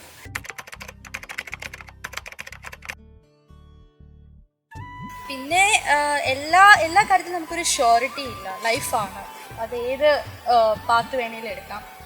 ആസ് ഓഫ് നൗ ഞങ്ങൾ ഹാപ്പിയാണ്. രണ്ടുപേരും ഒരേ തിങ്കിങ് ഉള്ളവരാണ്. അപ്പോൾ അതുകൊണ്ട് തന്നെയും ഒരേ തിങ്കിങ് കൊണ്ട് രണ്ടുപേർക്കും ഇമ്പോർട്ടൻറ്റ് തോട്ട്സും ഫ്രീഡവുമാണ്. അപ്പോൾ രണ്ടുപേരും അങ്ങോട്ടും ഇങ്ങോട്ടും ഫ്രീഡത്തിനുള്ളൊരു സ്പേസ് തരുവാണെങ്കിൽ വേറെ പ്രശ്നമൊന്നുമില്ല. രണ്ടുപേരുടെ ഐഡൻറ്റിറ്റി എക്സസൈസ് ചെയ്യാനുള്ള എല്ലാ സ്പേസും ഉണ്ട്.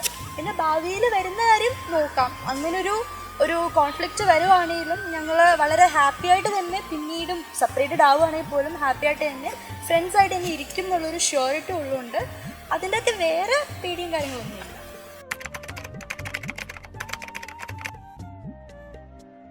എന്നെ സംബന്ധിച്ച് റോണി പറഞ്ഞാലായിരിക്കും എന്നെ സംബന്ധിച്ച് Roni പറഞ്ഞാലായിരിക്കും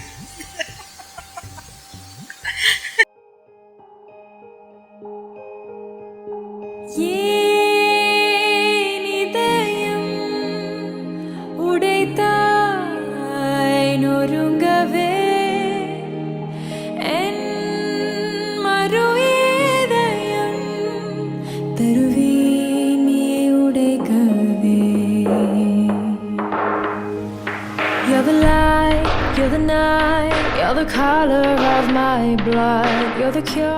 I'm wishing a very happy married life for both of you. Never knew that it could mean so much, so much. You're the fear, I don't care, 'cause I've never been so high. Follow me to the ആചാരങ്ങൾക്കും പിടികൊടുക്കാതെ അവരുടെ ജീവിതകാലം മുഴുവൻ ജീവിക്കട്ടെ എന്ന് ആത്മാർത്ഥമായിട്ട് You can see the world you brought to life, to life. So love me like you do, la la, love me like you do, love me like you do. I feel really happy for them and I wish them all the best. ഇതൊരു വലിയ മാനവികതയ്ക്ക് വേണ്ടിയും സ്വതന്ത്ര ജീവിതത്തിനും വേണ്ടിയുള്ള ചില പുതിയ മൂല്യങ്ങളെ കണ്ടെടുക്കുന്ന തരത്തിലുള്ള ഒരു സങ്കല്പമാണ് എന്ന് വിചാരിക്കുകയും ഈ നവദമ്പതികൾക്ക് എല്ലാവിധത്തിലുള്ള ആശംസകൾ അർപ്പിക്കുകയും ചെയ്യും.